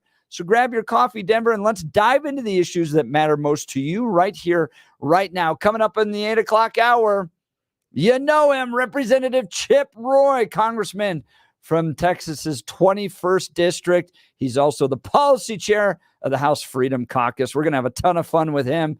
You're not going to want to miss the interview. Let's check in on the news with Blake Olson. Good morning, Blake. All right, guys. Thank you very much. Jeff and Billy, 45 and sunny in Denver, expecting highs in the upper 60s today. The 710 5-day forecast is coming up. Our top story, City of Aurora and Mayor Mike Coffman. You just heard him with the guys trying to clean up the city caused by homelessness. His tough love plan addresses the issue by understanding this is a drug addiction and mental health issue, and people can't choose to live on the streets. It cannot be a choice. They're a threat to public health and public safety. And so we're going to start with the I-225 corridor and make it a trespass, no notice. You get a ticket with a court date. You don't show up for your court date, it's failure to appear and you can be arrested. Coffman says it won't impact the budget any more than the problem costs the city today. RTD increasing transit police patrols in a move to address the safety concerns surrounding public transportation in Denver. Drug use and violence have been a big problem. Increased 24/7 patrols begin May 5th. The FBI warning drivers who use E470 to be aware of fraudulent text messages trying to scam your sensitive info like credit card information. Drivers are receiving warnings that they owe money from previous trips. 35-year-old Kirk Abercrombie is the suspect accused of car theft and kidnapping in Aurora Sunday night. The 6-year-old was found safe, thankfully. Abercrombie faces second-degree kidnapping and felony motor vehicle theft. Rendon Deitzman, the 32-year-old from Texas who recorded himself racing from the Springs to Denver in 20 minutes, will be sentenced today. The video went viral. He served 14 days in jail after taking a plea deal. He'll be ordered to pay fines and have his license revoked. You probably tried to do that when you were in high school, didn't you? 14 days. I bet he's going, you know what, it's probably worth it. The amount of viral content, and it's super dangerous. I'm not discounting that. I mean, those idiots that are out there going that fast on, but 14 days. That's what he got. A class. Let's review. Reminder: don't film your illegal stuff. We shouldn't have to cover this often, right. But you don't take pictures of video of the no stuff. Okay. Yes. Now returning to your regular broadcast. Keep it between maybe two of your best friends, or maybe one. Colorado lawmakers consider a bill today to protect police whistleblowers. It creates a pathway for officers to report misconduct of other officers without fear of retaliation. It also gives the AG power to subpoena records. You know, he looked less orange. Definitely like more yellowish, like yellow. Okay, that's the dismissed juror, and former President Trump's campaign derailment criminal trial resumes today in New York. Former National Enquirer publisher David Pecker expected to take the stand today. Prosecutors say he had an arraignment to protect Trump from any potentially harmful stories leading up to the 2016 election. George Brauchler on with Jeff and Bill this morning. If you're Donald Trump, man, you want that acquittal because, as Jeff has pointed out in the past, this is the momentum builder for you as you go into the next three trials, because everyone in America will know this guy beat a charge that had been really pushed as highly political, and I think it is highly political, and that's going to potentially impact these other cases. New England Patriots owner Robert Kraft pulling his donations to Columbia University as tensions remain high, as pro-Hamas supporters just losing their minds at Columbia. They've obviously been indoctrinated to hate Jews and Israel. Classes were held virtually on Monday, and many Jewish students say they no longer feel safe, and that's why Kraft has pulled his donations. President Biden playing both sides of the fence. And the anti-Semitic protests on college campuses. I condemn the anti-Semitic protests. That's why I've set up a program to deal with that. I also condemn those who don't understand what's going on with the Palestinians. So he Dude, I condemns me. love the fact that the background music is a carnival. Yeah, because that is perfect. that is that what his also. presidency is. I mean, That's it's just a clown show. It is. And we thought You Choose the News was bad.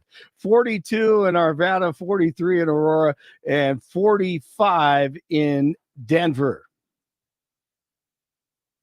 Okay, Jamal Murray, step back, fadeaway at the buzzer shot over Anthony Davis as the Nuggets come back from a 20-point deficit to beat the Lakers in Game 2 of the first round of the NBA playoffs at Ball Arena. Game 3 is Thursday night. Jokic with the triple-double, 27, 20, and 10.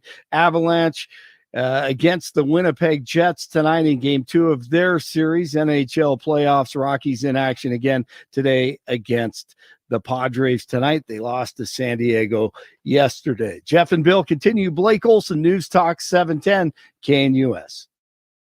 Your 710 5-day forecast calls for mild temperatures in the 70s today. A little bit breezy, gusty southwest winds, lows tonight near 40. Tomorrow, it is going to be a little cooler, a high near 60 with a slight chance Tuesday afternoon and evening for an isolated shower, thunderstorm, low 40s Tuesday night. Warming back into the 70s Wednesday, maybe an isolated thunderstorm late in the day. 70s, a good chance of late day thunder on Thursday, a little cooler, showers and thunderstorms likely Friday and Saturday. Meteorologist Don Day on 710 KNUS.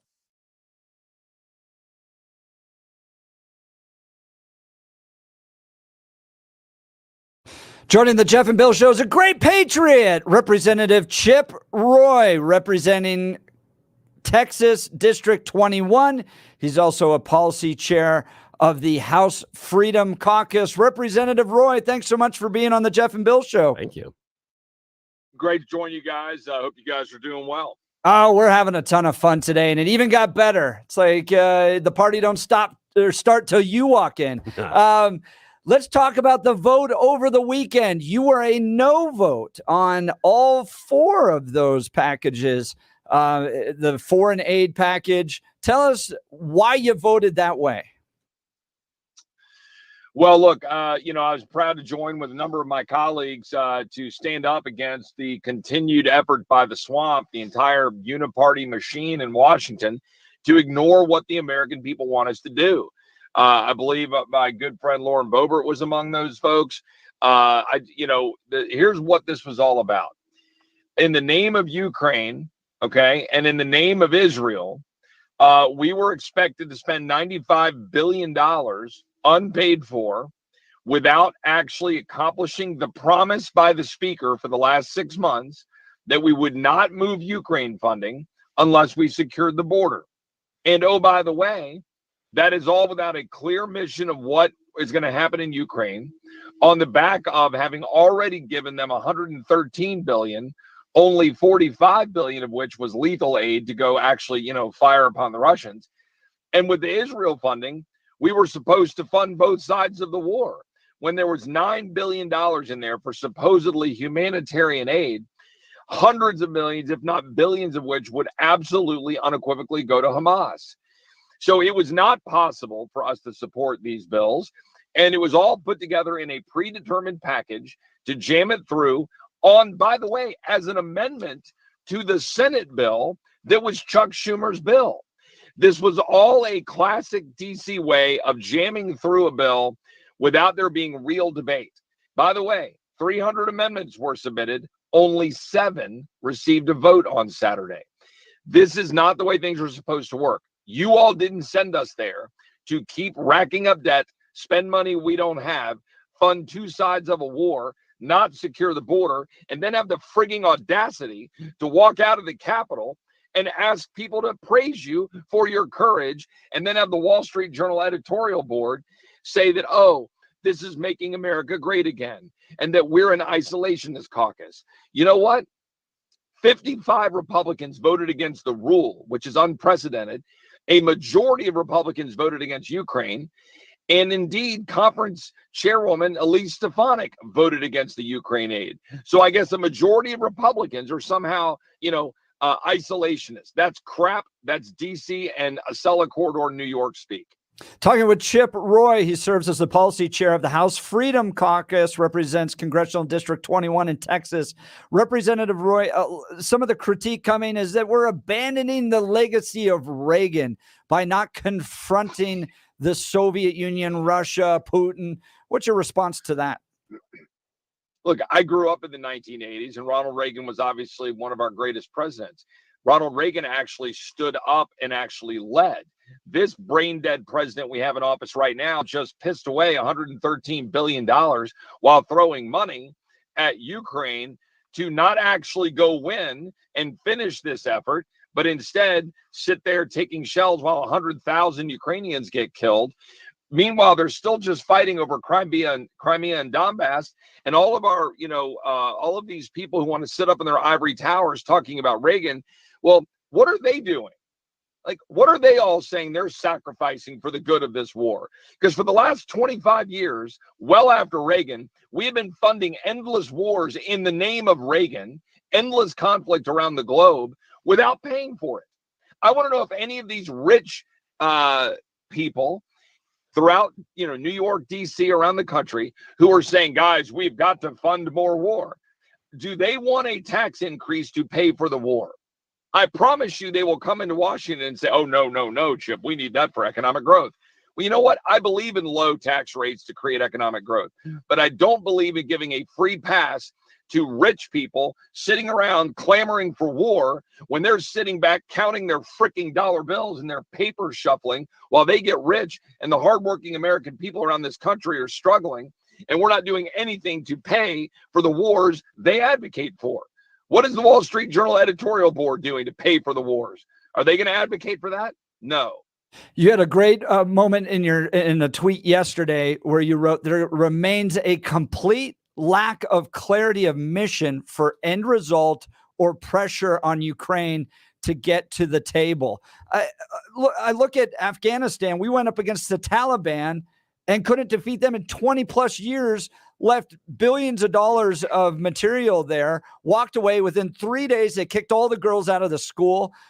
And now we're going to go up against Russia, essentially the Soviet Union in Ukraine. When are we going to win? What is the goal to win in Ukraine? So let me, I'll play devil's advocate against myself, right? I do not want Putin to be able to march through Ukraine, march through Kyiv, and threaten our allies in Eastern Europe like Poland, Estonia, Latvia, and so forth. And God bless the Eastern Europeans for upping their percentage of their budget for GDP, giving more money to Ukraine. But where the hell is the rest of Western Europe? Where the hell is the rest of the world? I tell you where they are. They're sitting in their ivory towers of the United Nations saying that Israel has to engage in a ceasefire while we fund both sides of that war. The fact is, in Ukraine, you need leadership to sit down and say there needs to be a ceasefire and figure out what you're going to do over Crimea and Donbass. But Putin, you're not going to march west over through Kyiv, but we're going to end this endless conflict right now while Zelensky's been going around for the last 2 years saying they're going to get every inch of that land back. It's not ours to go fight for every inch of Crimea.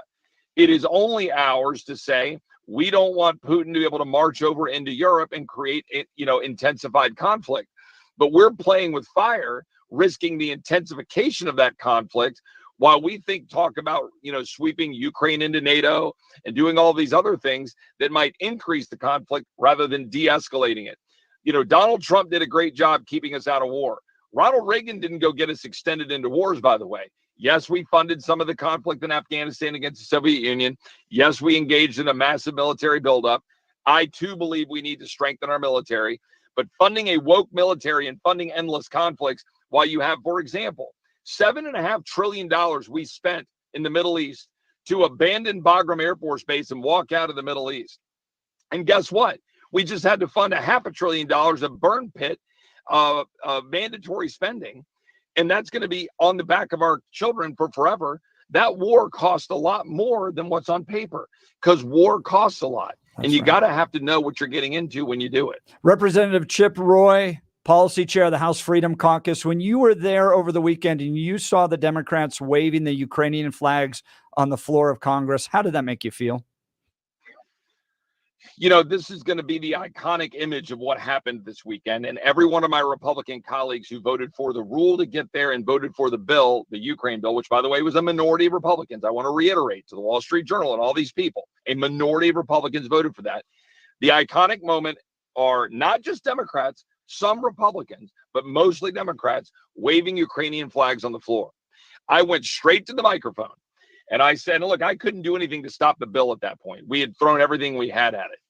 But I could force a handful more votes and make them miss a whole bunch of flights. You go back and rewind the tape, you'll see me. I run to the microphone. Lauren went down. Lauren Boebert, great congresswoman from Colorado. Lauren went down to the well. I went over to the Republicans and I said, you guys get them to put those flags away right now, or every one of you, you're missing your precious frigging flights to get back to your fundraisers and all that stuff. And so, we forced them to finally put the flags basically away. And basically have an agreement of comedy to not force some additional votes. It was absolutely appalling what we saw on the House floor. Representative Chip Roy, what do you think happened to Speaker Mike Johnson? I don't know if anything actually happened to Mike. I think Mike was thrust into the job in a way that I frankly didn't support. I had my issues with Kevin McCarthy, but he was working with us to advance the agreement we put together last year, put bills on the floor. Honored most of that commitment. Yep, side deals on the spending were bad, but I didn't think he should be ousted. Mike was thrust into it. I don't think Mike is accomplished in the art of negotiating. And at the end of the day, when you bluster and say that you're not going to fund Ukraine unless you get border security, you got to damn well mean it. And at the end of the day, when all you're going to do is publicly say, I will not shut the government down. Oh, but please stop spending money. I will absolutely reauthorize FISA. But, will you please work with us on reforms? Oh, I will absolutely fund Ukraine. But, man, really, please help us with the border. What the hell do you think you're going to get? Nothing. And we got nothing. That's what happened. I don't think it's that all of a sudden he fundamentally changed. Mike's a good and decent man. He doesn't want Putin to roll through Ukraine. Mike is a good and decent man, and he doesn't want Israel to take, attacks from Hamas and Hezbollah and Iran and not have our support while Joe Biden is abandoning them. I get that. I agree in principle. But we have to stand up for America first, and we have to have strong leaders willing to look them and stare them in the eye and say, Chuck Schumer, if you want to abandon Ukraine so that you can have open borders, then you take that to the American people, and I will see you in November. But until then, you're going to secure the border of the United States, or you're going to be the one walking away from Ukraine. And you mean it, and you turn around and you walk out. But if you don't do that, you're going to get your butt kicked, and that's what happened. The speaker got his butt kicked this weekend. Talking with Representative Chip Roy, I believe it was yesterday with regards to the COVID vaccine. You said that the U.S. government and Fauci lied about vaccine efficacy and forced mandates affecting 2/3 of U.S. workers, over 1 million injuries reported to the government. What are you discovering in your research there? Yeah, well, I'm proud to be the chairman of the subcommittee of the Constitution and Limited Government in the Judiciary Committee. So we were focused on a hearing last week where we brought in, some great witnesses to highlight the problem. We had Harmeet Dillon, who has been out there litigating so many of these cases where they've won to stop a lot of the lockdowns and mandates and those issues around the country. And we had Joe Latipo, the Surgeon General of Florida, the great Surgeon General for Ron DeSantis, who came in and talked about the concerns and problems with the vaccine. For example, he has called for removing the vaccines from the shelves because of his concerns about the possible dangers to the American people. Look, we are trying to present the truth to the American people when the media doesn't want to. And frankly, a lot of my own colleagues, they say things like, Chip, America doesn't want to look backwards about that. And I say, you know what? We're looking forwards, because that can never happen again. Shutting down the biggest economy in the history of the world, costing us $8 trillion in additional debt, making our kids get behind in schools, getting shoved into the corners, forcing people to wear masks or get fined or get ostracized, forcing people to get a vaccine or lose their job. What kind of a country does that in the false name of healthcare? And so we presented evidence that this was all concerning, and we had some great testimony, and we've got to continue to do that. Chip Roy, U.S. Representative from Texas 21st District, joining Jeff and Bill this morning. A few months ago, Representative Roy, you made a very strong statement on the floor of the House. You challenged those serving with you. What story do us Republicans in the House have to tell, to go back to our constituents, to tell us that we need to continue to get their votes, that they need to come, that they need to send us back here to the House? You said that we're not getting anything done. Do you still feel that way? Why? Why not? So here's what I would tell you. We're obviously up against the wall with the Schumer-led Democrats that are in lockstep with the occasional musings of Senator Fetterman, who makes sense every once in a while. And then you've got the House Democrats, who are, of course, slightly in the minority, but they're all in lockstep in the White House. So it is a difficult row to hoe. So do we need more Republicans in November? Of course. Look, but you can have a real fight demonstrating the extent to which Republicans are not doing what they said they would do, to highlight what we need to do in the primaries and what we need to do to hold Republicans accountable. So, look, bottom line is, if you ask me, have Republicans accomplished any of the main things that they set out to accomplish? Ripping back and pulling back on the so-called Inflation Reduction Act, which creates all these mandates and drives up the cost of energy? No.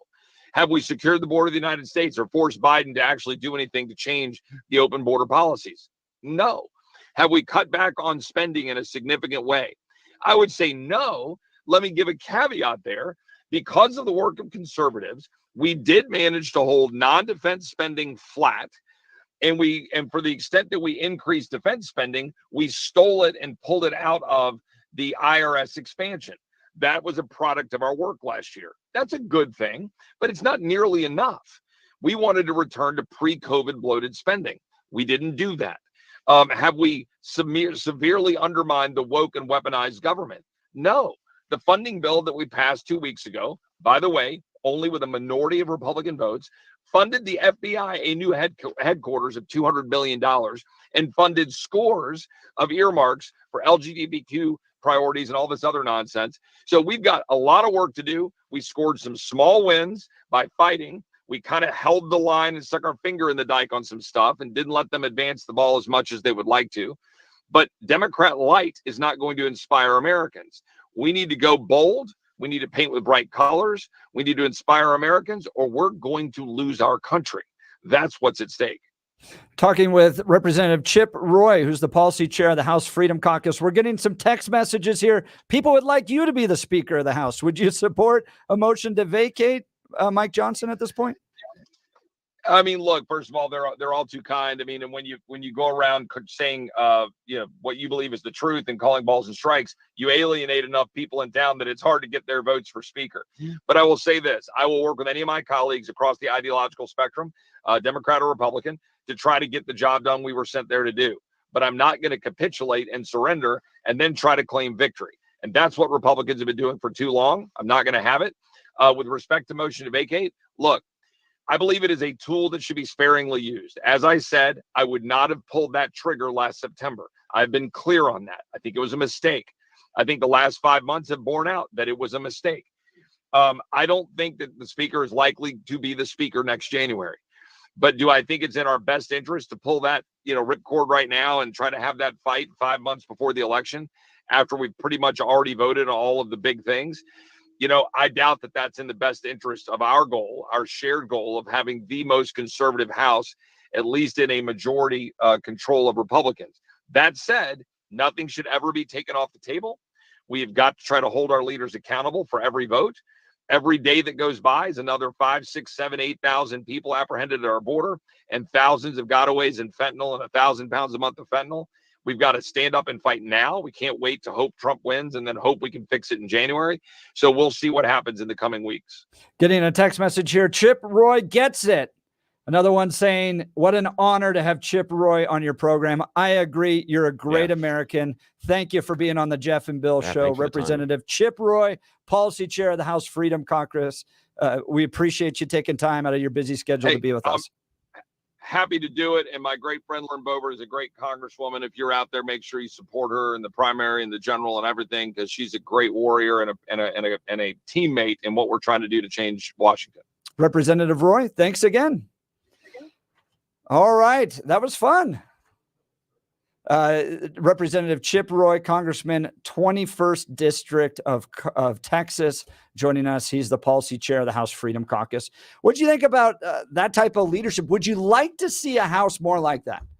More bold, more straightforward. This is exactly what we believe. This is where we're going. This is what we're going to stand for.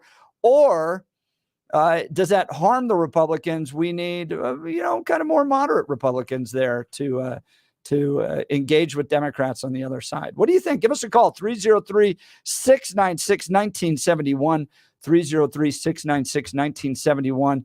Representative Chip Roy with the endorsement at the very end there of Lauren Boebert. So, very nice. Interesting. It was fun. That was a lot of fun. Yeah. And Bill was nice. Yeah. There were some things, again, he's a guest in our house. I don't need to go after him for certain things. There were some things I disagree with him on. The Florida the Surgeon General. I think he's a kook, but that's okay. That wasn't necessary. But he and I didn't need to debate that gentleman's credibility at this point. It wouldn't have moved the conversation forward. I wanted to hear what he had to say. I think he made some wonderful points about Ukraine. I liked his approach to my question about Reagan. And again, I didn't ask it, but you did. And it kind of weaved in. He had a really strong point about the idea of fulfilling that legacy of Reagan. I think that we could have had a nice conversation there. And I wanted to give him a chance to talk about his statement. Hey, he a number of months ago said we Republicans have nothing to run on because we haven't done anything. And I was real curious to see if he still felt that way. So there are going to be times for he and I to dust it up later. Today wasn't that time, but it was good. It was really good to hear him, though. I appreciate his passion. And he's a really good speaker, and he gets it. He does get it. I don't agree with him, but he gets it. We're having a great time with this show. You have Lauren Boebert yesterday. Yeah. You have Barbara Kirkmeyer yesterday. You have Mike Coffman this morning. You have Chip Roy today. This is where Denver's voice is heard loud and clear. So give us a call. I would love to hear your perspective on Representative Chip Roy. We're opening up the phone lines, 303-696-1971, 303-696-1971. Text us on the 710 KNUS app. Do you agree with him on the vote over the weekend? No, across the board. He wasn't willing to support what the kind of the proposed agreed upon bill, foreign aid package was proposed out there by some Republicans and Democrats. He was a hard no across all of that. Do you agree with him on that? Do you agree with the kind of the bold leadership he would like to have in the House of Representatives? Or is this just going to create problems? Americans aren't where he is. It's going to make Congress look more divisive, make Republicans look more divisive. Give us a call, 303-696-1971. Text us on the 710 KNUS app. We all want a kinder, gentler way to experience wellness and to overcome pain. I'm thriving and fighting back my workout soreness with UltraCur. UltraCur is a patented, non-prescription, natural capsule that works fast. Surveys show that 50% of people using UltraCur find relief within 48 hours, and half of those within 2 hours. Experience UltraCur for free. Go to any Denver Metro Natural Grocers and ask for the health coach or the vitamin manager for your free 3-day trial of UltraCur. UltraCur is fueled by patented technology to give you the true edge to support your peak wellness, energy, and active lifestyle. If you've tried everything without much success, even other natural curcumin products, you owe it to yourself to try UltraCur today. UltraCur gives you unique control over your daily wellness. It's gentle on your stomach, and it's a natural antioxidant. Get curious, Denver. Head to the Natural Grocers and grab your free 3-day UltraCur trial. No strings attached. Wondering about the research? Get the lowdown at getultranow.com. That's getultranow.com. Those products work. Take it from the experience of an ultra runner. The curcumin can really help some people out there. So check it out. See if it can help you. All right, we'll get to Rob in just a second. Phone lines open, 303-696-1971. Text us, 710 KNUS app. You're listening to The Jeff and Bill Show. News Talk 710 KNUS. At this hour in London, I'm Julia Chapman, and here are the top stories we're following. The U.S. Supreme Court has started to hear arguments over whether local laws can be used to prevent homeless people from sleeping rough. Justices will pass judgment on rulings from a California appeals court that found fines and convictions for illegal camping amounted to cruel and unusual punishment. The case related to the town of Grants Pass in Oregon, which introduced orders to prevent rough sleeping in public places. A San Francisco court said the orders couldn't be enforced, a ruling that applied to 9 states. The court took into consideration the lack of shelter space for homeless people. A highly contentious law is set to come into effect in the UK, allowing the deportation of migrants to the East African country of Rwanda. John Beaver reports. The controversial policy is set to become law in the coming days, but flights are unlikely to start until June or July. Rwanda will be legally designated as a safe country to send migrants, an issue that's been the subject of previous legal challenges. The Prime Minister called it a fundamental change in the global equation on migration. Human rights groups believe it breaches international law and have warned it won't put asylum seekers off making the journey to Britain. And that's what you need to know at this hour. I'm Julia Chapman in London on Salem News Channel.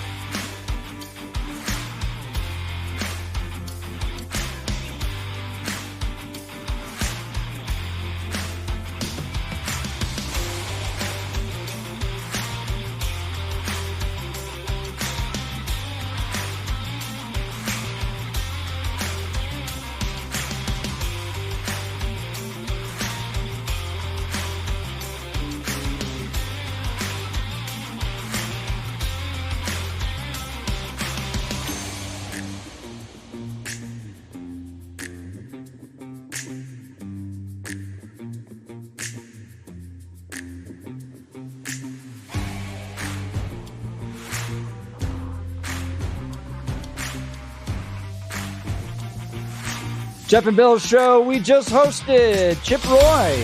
Fantastic conversation. If you missed it, you can go to 710knus.com and download the podcast there.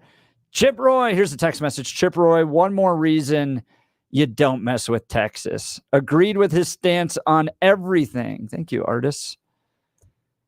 All right, let's go to Rob in Lakewood. Rob, what did you think of Chip Roy? You're on the Jeff and Bill Show, News Talk 710 KNUS. Good morning. Good morning, Jeff and Bill, and thank you for having Chip on. I enjoyed listening to him. I think he's got a clear perspective of what is effective from a conservative side to try to move positive policy forward. My concern is that we need to be careful in knowing where we sit and feeling strongly about it and knowing how to communicate effectively to the people that don't necessarily see it like we do. I don't think there's very many Democrats in the Congress that you could really work with, if any, but the voters that we wish to persuade to send the right people to Congress, we need to work on our messaging and not come across as just flamethrowers where we torch and burn each other and definitely the other side. We need to try to make our case for what's good policy and what's best for our state and our country, and establish a positive dialogue. And some people see that as squishiness. I see it as effectiveness in trying to work and pull Americans together and Coloradoans get back to common sense. Yeah, to a point, Rob, you know, one of the challenges we have here in Colorado is we're used to having Democrats have control over everything. Right. And, you know, so I think in many capacities, a bold pushback on principled issues works. Absolutely. But when your electorate is as kind of moderate, even left leaning as the Colorado electorate is, sometimes that doesn't always come across. Well, I agree. And that's why, you know, in certain districts, you can be more assertive and aggressive in your messaging than others. But when we're talking statewide in some of these larger metro areas, we have to figure out how to couch our perspective in terms that people can understand. Everybody should, in principle, be opposed to crime. But how do we get to a point to where we effectively address it? And that's, you know, I enjoyed having Mike Coffman on this morning with the homeless issue. He talks about effective addressing of an issue, not just, you know, talking about it and throwing money at it, but how to get from here to there and make it better. Rob, I got a question for you. Speaking of districts where you can be very bold, Congressional District 4 is that district, right? You could be like Chip Roy and represent Congressional District 4 and be reelected over and over and over again, because that's what they're looking for. He, at the end of his interview, strongly endorsed Lauren Boebert. Do you think she would do well as a congresswoman from Congressional District 4, along with Chip Roy, that type of bold leadership? I think she would, but my concern is he knows Lauren from D.C. I doubt if he knew her before she went there. And I think Lauren is good on her policies, at least most of them, from what I can understand and see. I disagree with his endorsement of Lauren at this point. I think we can get somebody that's a little more the same cut of the cloth as far as effective, but better messaging, and that'd be Deborah Flora. I'm real concerned about the drama. I'm kind of tired of it. When I talk to Republicans in my different clubs and stuff, they're tired of the drama. Doesn't mean we're opposed to the policy perspective, but we don't like all the drama and the negative sideshow stuff that comes along with it. So, you know, I can appreciate Chip. He's he's welcome to have his own opinion. He has a different perspective than we have here in Colorado, I think. But definitely, I've told people if Lauren was the nominee out of the primary, I'd sure vote for her. You know, that's interesting, Rob. I think there's something interesting there that you talked about, people being more forward and, pushing more on the issues and talking. I've got a theory, and Jeff and I have talked about it off air. I have a theory that there are some people in Congress that want to get reelected based on serving constituents, and there are others that want to get reelected based on social media. I see a number of representatives and senators, both on the left and the right, that seem to feel that social media clicks translate to votes. I think they're wrong, but what's your opinion to that? Do you think we've got lawmakers that are leaning more towards the social media star than actually doing the work of being in Congress? I do think that's what we're observing with several of the Congress people right now, and I get texts from MTG and others, and I'm tired of their dramatics. I agree with Chip that we should have never probably voted to get rid of Kevin McCarthy, at least not at the time we did, and the way it was done. But that said, now we got to deal with what we have, and I'm tired of just kind of stirring up the drama and the fundraisers. You know, I get several texts today from MTG and others that they just want money, and they're standing up against the swamp and all this other stuff. Well, that's good in principle, but how do we effectively govern and not just create a sandstorm that, you know, turns off a lot of the people, even on our own side, that would be inclined to support us because of the drama? And I more and more I'm seeing that when I'm going to, you know, my different clubs that are partisan, and people are tired of the drama, and I'm kind of tired of it. Maybe something to do with age. I'm an older person now, so that's probably some of it. Rob from Lakewood, I appreciate the call. Rob's line will be open 303-696-1971, 303-696-1971 if you'd like to weigh in on this. I want to get into the campaign finance data between the different Republican candidates because this is kind of interesting in just a second. Tomorrow, we're going to have Gay Ribble and the Empower Home team with us. Gay Ribble, wonderful lady. Her team, the Empower Home team, guarantee the sale, ensuring a seamless process and eliminating the stress while getting the best price for your home. Get paid twice with their Sell with Certainty program. You can give her a call at 833-301-SOLD. That's 833-301-SOLD. Your home is a significant asset, and choosing the right team to help you sell it can make all the difference in thousands of dollars in your pocket. I highly recommend Gay Ribble and the Empower Home team today. Empower Home team provides exceptional service, invaluable advice, and employs unique systems to maximize the money you can get for your home. As I've mentioned before, they average $30,000 more than average clients. That's precisely why you need Gay Ribble and the Empower Home team. Their exclusive database is filled with pre-screened buyers ready to make a purchase. Over 14,000. Take the stress and hassle out of selling your home while getting the top price. Reach out to my friends and realtors, Gay Ribble and the Empower Home team today by calling 833-301-SOLD. That's 833-301-SOLD, or go to gayhasthebuyers.com. That's GAYE hasthebuyers.com. She'll be in studio with us tomorrow. So I saw the campaign finance data reports of the Republicans running in Congressional District 4. Here's who has the most cash on hand. Now, why does this matter? Because in politics, money is your gasoline to drive the car. If you don't have donations coming in, you can't do advertising, you can't do promotions, you can't do mailers, you can't hire people to help promote your campaign. You just can't. You just money is speech. What drives the car? And if you can't pay to get your and get your message out there, you're not talking to the constituents. Yeah, money is speech. You sound like the U.S. Supreme Court. I do. That's where I got it. All right, Lauren Boebert at the top, nearly $1 million cash on hand.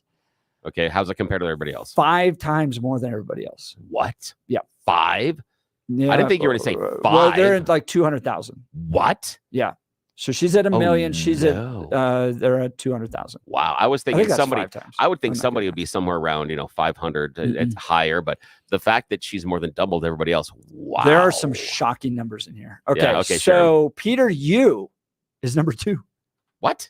Yeah. Hang on. That's because he donated to his own campaign $250,000. Oh, there we go. Okay. So he's got 275,000 donated $250,000. Okay. So he's raised $25,000. You are your own best friend. That's right. Well, and this was actually a question given to us in campaign strategy school. So I have a master's from George Washington University in political management. Yeah. Do you get the candidate that is very wealthy in himself and is going to put some money towards his own campaign?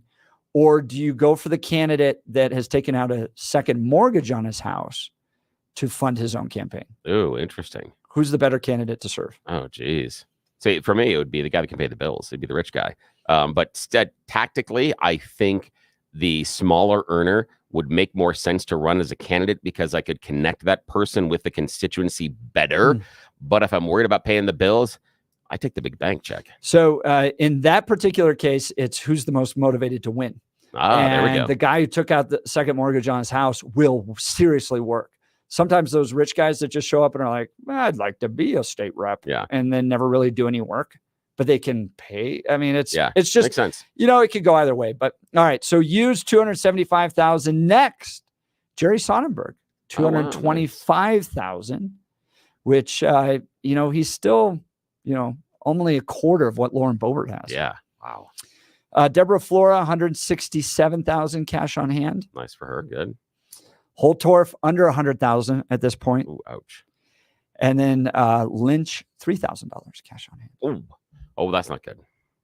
No, that's you're not even. You're gonna go to Golden Corral with that one. That's nothing. You got nothing there. Boebert definitely. I mean, and that's in part because she ran in CD3. Yeah. So she was going against Adam Fish and was gearing up for this major battle, then switched over. Yeah. But she was able to move all the money over. So that helps. But again, that money, oh boy. If I'm one of the other candidates running into this primary, that is a huge mountain to climb. Huge. But again, how much is she going to spend primary versus general if she's going to? You're hoping that maybe she'll pull back. Nothing general. Yeah. You don't need to. I remember I asked John Caldera one time how much he has to spend on those ballot questions to reduce sales taxes. Oh, yeah. When it's like 3.5 to 3.4, it's nothing. Oh, wow. Because people could just read it and be like, yeah, I don't want that. It's That's like the sentence sells itself. That's true. It's a good point. Yeah. So he spent all the money to get on the ballot. And then once he was on the ballot, he didn't need to spend any money, which is interesting. All right, Jay, we'll get to you in just a second. We've got, we'll continue to cover the campaign finance issues as well as Chip Roy's interview. You're listening to the Jeff and Bill Show. News Talk 710 KNUS.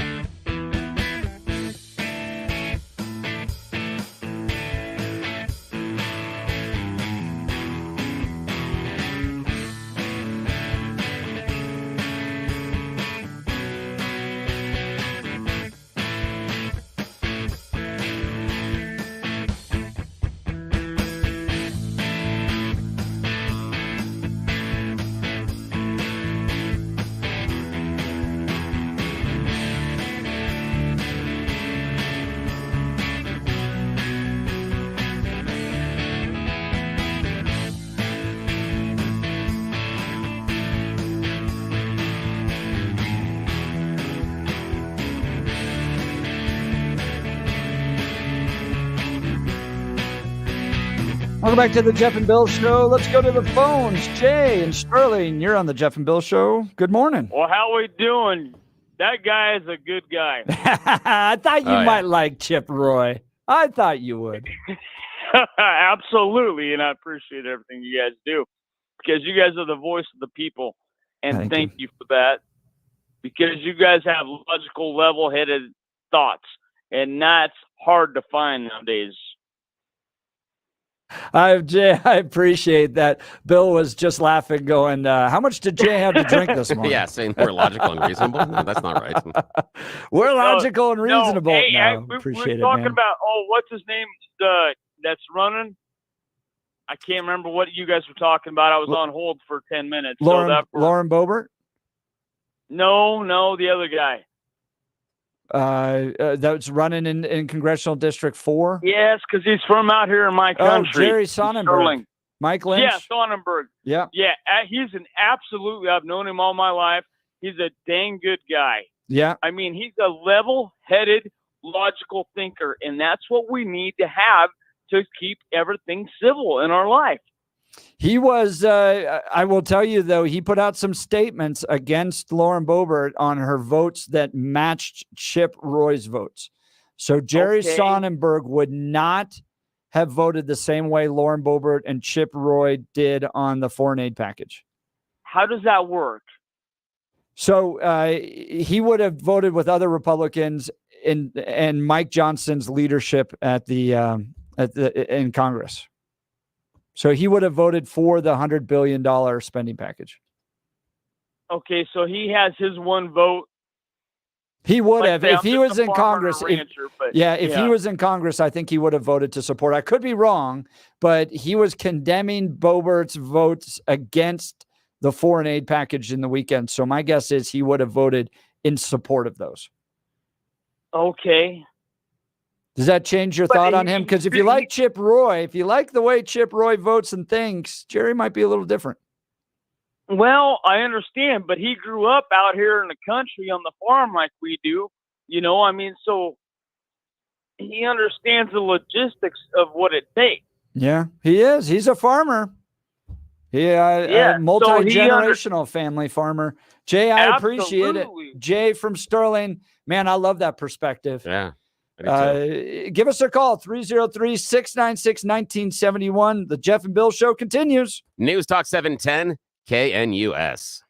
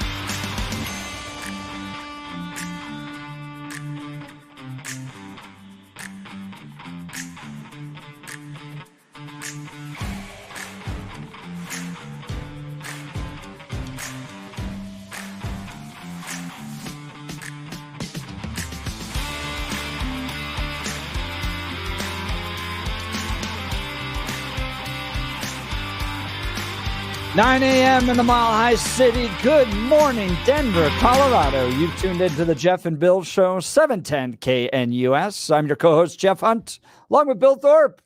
Hey, morning. It's been a heck of a morning. Yeah, it has. This has been an adventure. We've been having fun, bringing you the freshest insights, hottest takes from the right, left, center, and sometimes a little crazy. And all the people that made the questionable decision to join us this morning. George Brauchler, Mayor Mike Coffman, and then Chip Roy from Texas. Damn. Don't they know what we do here? I know. It's like, we're like next level syndicated television, conservative television program or really something. Cool. It was really cool, and great insights from Brauchler about what's going on in the Trump trial. Listen to him because he's talking about picking the jury. Talks about how he thought it was very interesting that Alan Bragg didn't make the opening statement. Yeah. He said, this is the guy that ran on it. This is the guy that said, I'm going to get Donald Trump. And then you don't take the chance to take the lead from the office. You let somebody else do it. You got to listen to the conversation, go back to the podcast, and Mayor Mike Coffman do a great job of outlining the differences between Aurora and Denver on how they're dealing with homelessness. Now, here in a couple of weeks, if it passes at City Council, Aurora will be able to ticket those that are camping along the I-225 corridor. Shout out to everybody this morning that's over there at Parker and 225. I see you every day. So they wouldn't be there. It's a great. And then, of course, Chip Roy brought the fire. So he was a lot of fun. Fire and brimstone against weak Republicans in the House of Representatives. Great. And all the great calls and texts. Thank you for being part of the conversation. This is where your voice is heard loud and clear. You go to any of the other shows, you can hear a monologue. You're going to just get news updates that are pre-recorded. Here you get to share your voice. So give us a call, 303-696-1971, 303-696-1971. Text us on the 710K and US app, and we'll get into the issues that matter most to you right here, right now. Let's check in on the news with Blake Olson. Good morning, Blake. Hey, good morning, Jeff. Good morning, Billy. 48 and sunny. Yes. Oh, I was going to say, I finally saw the video of Jamal Murray. Oh, did it? Because I was up at a track meet till 10 o'clock last night. But, dude, he couldn't even see it go in. No. Because he's like mobbed. He's like under the Hand bench in his at that face, point. yeah. And then he's swarmed by his teammates. Unbelievable. There's So nothing cool. better than that, man. I mean, there can't, unless it's a championship, there's nothing better than a buzzer beater shot. We'll get to that in just a minute. 48 and sunny in Denver, on our way to highs in the mid to upper 60s today. The 7-10 5-day forecast is coming up. Our top story, the Senate expected to pass a $95 billion aid package for Ukraine, Israel, and Taiwan. $60 billion goes to Ukraine, and nothing gets done on the southern border. Texas Representative Chip Roy joined Jeff and Bill last hour. You all didn't send us there to keep racking up debt, fund two sides of a war, not secure the border, and then have the frigging audacity to walk out of the Capitol and ask people to praise you for your courage, and then have the Wall Street Journal editorial board say that, oh, this is making America great again, and that we're an isolationist caucus. Former President Trump's campaign derailment criminal trial resuming in New York this morning. There's a hearing right now to determine if Trump violated his gag order. It bars him from criticizing anyone involved in the hush money trial. Prosecutors want to fine him $3,000. I tell you, that's the worst hush money I ever spent. Usually when you spend hush money, they hush. I'm sorry, I got to keep on playing. Stephen Crowder, great stuff. George Brauchler on with the boys this morning. If you're Donald Trump, man, you want that acquittal because, as Jeff has pointed out in the past, this is the momentum builder for you as you go into the next three trials, because everyone in America will know this guy beat a charge that had been really pushed as highly political, and I think it is highly political, and that's going to potentially impact these other cases.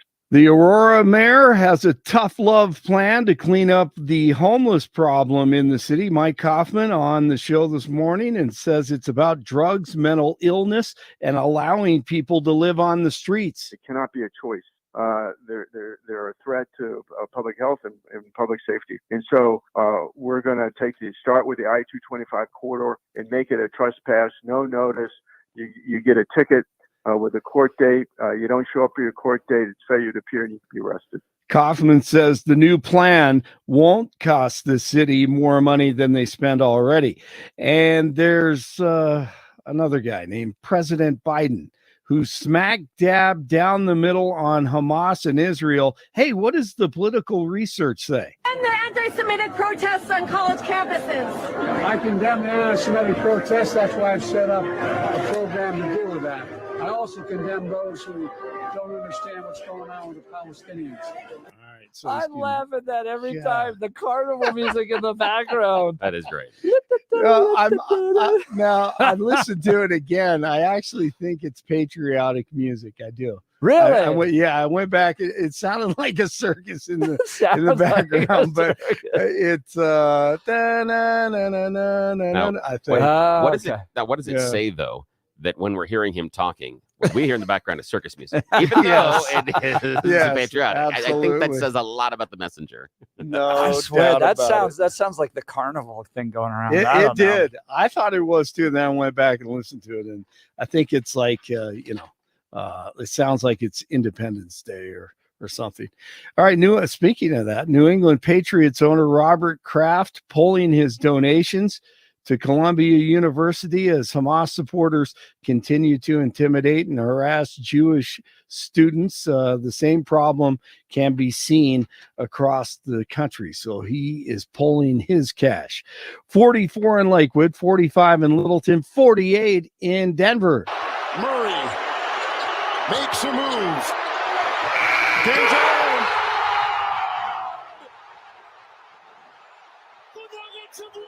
Jamal Murray with a step back fadeaway at the buzzer over Anthony Davis, and the Nuggets come back from a 20-point deficit to beat the Lakers in Game 2 of the first round of their NBA playoffs at Ball Arena. Game 3 Thursday night, Jokic had a triple-double, 27, 20 boards, and then 10 assists. Avalanche. Game 2 tonight against the Winnipeg Jets. They trail 1-0, and the Rockies back at it tonight against the Padres. They lost yesterday. Jeff and Bill continue. Blake Olson, News Talk 710 KNUS. Your 710 5-day forecast calls for mild temperatures in the 70s today. A little bit breezy, gusty southwest winds, lows tonight near 40. Tomorrow, it is going to be a little cooler, a high near 60 with a slight chance Tuesday afternoon and evening for an isolated shower, thunderstorm, low 40s Tuesday night. Warming back into the 70s Wednesday, maybe an isolated thunderstorm late in the day. 70s, a good chance of late day thunder on Thursday. A little cooler, showers and thunderstorms likely Friday and Saturday. Meteorologist Don Day on 710 KNUS.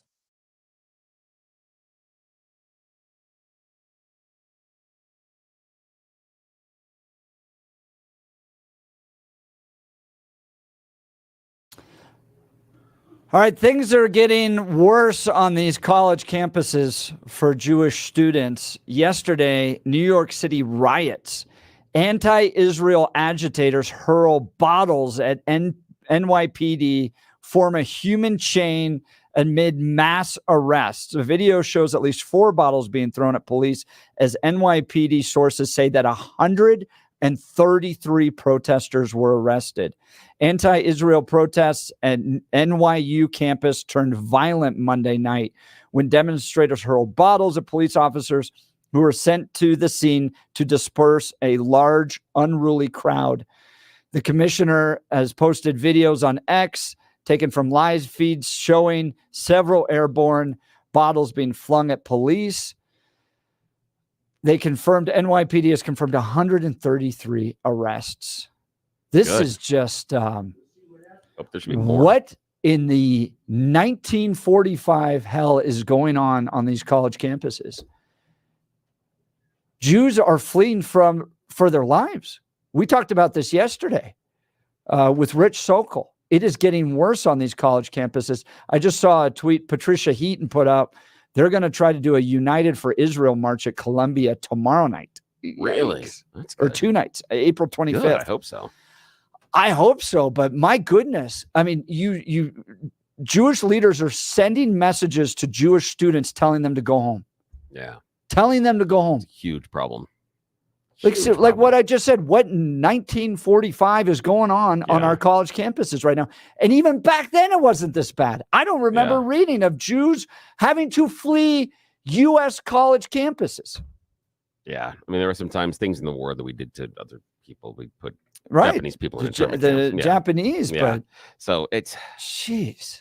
What I am shocked that the people on the college campuses are such poor defenders of free speech.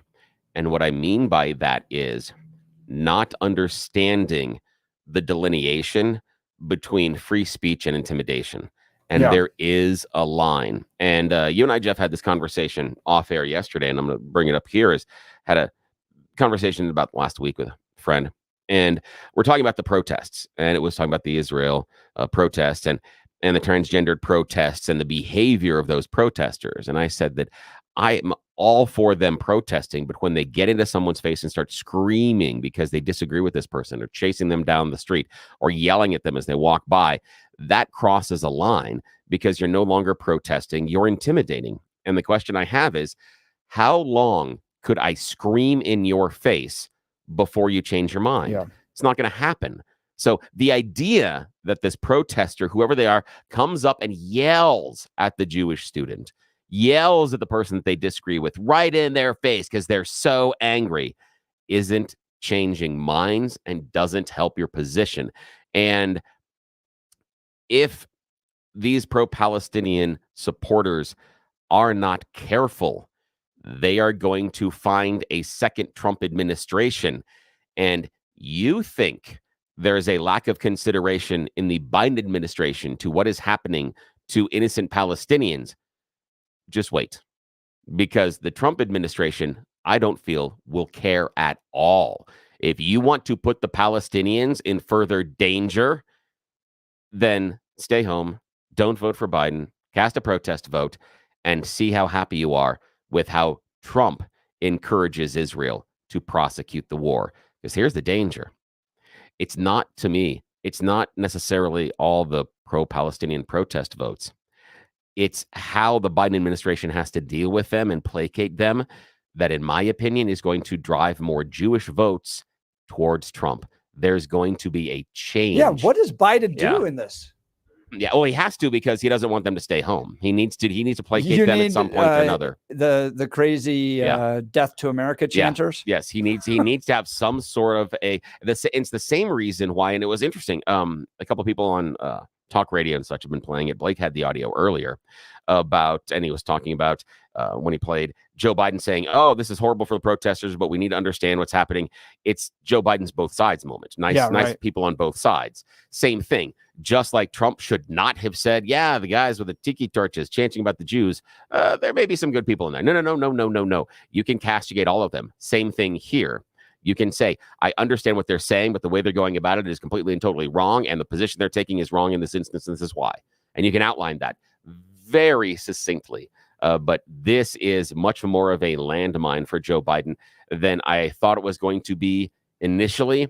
The other part that I think it's a landmine field for him is with the younger vote, those that don't have the history or perspective on this conflict, that only have 15, 18, 22 years of perspective. They don't have the long version of history as far as how this has happened and how, in my opinion, some of the Palestinian Authority has kept Palestine in this situation. Yes. The intractability of their position, and they don't understand some of that.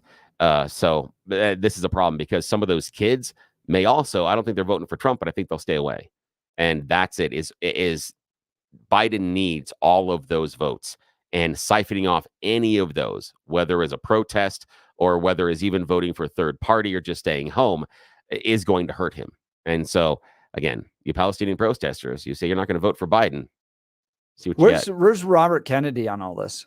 I don't know. I don't know either. Yeah. Did you Is see that we don't know, though? Did you see that Kennedy video for all of his family members? Oh yeah, I did. Yeah.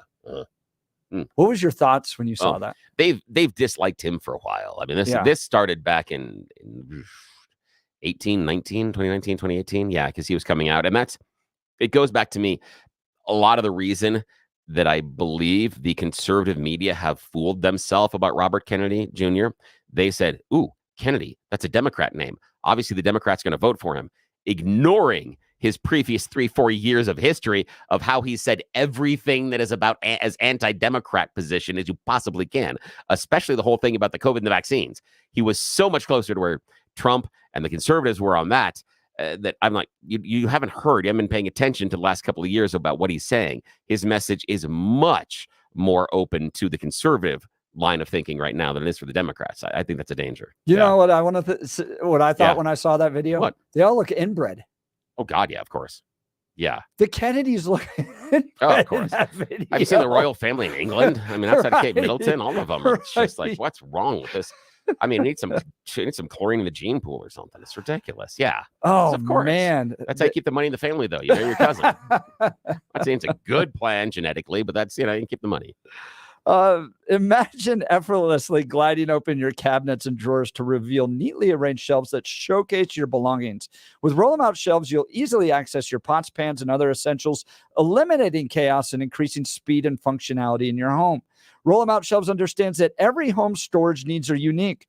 Whether you're dealing with tight corners or expansive cabinets, your shelves will be custom built to maximize every inch of available space. Joyce and Brent Tolliver, the mom and son dynamic duo, leave satisfied customers wherever they go, and they're all 5-star reviews confirm this. Listen to some of these overjoyed customers. Joyce replied to my initial email and scheduled the estimate quickly. Installation was quick and clean.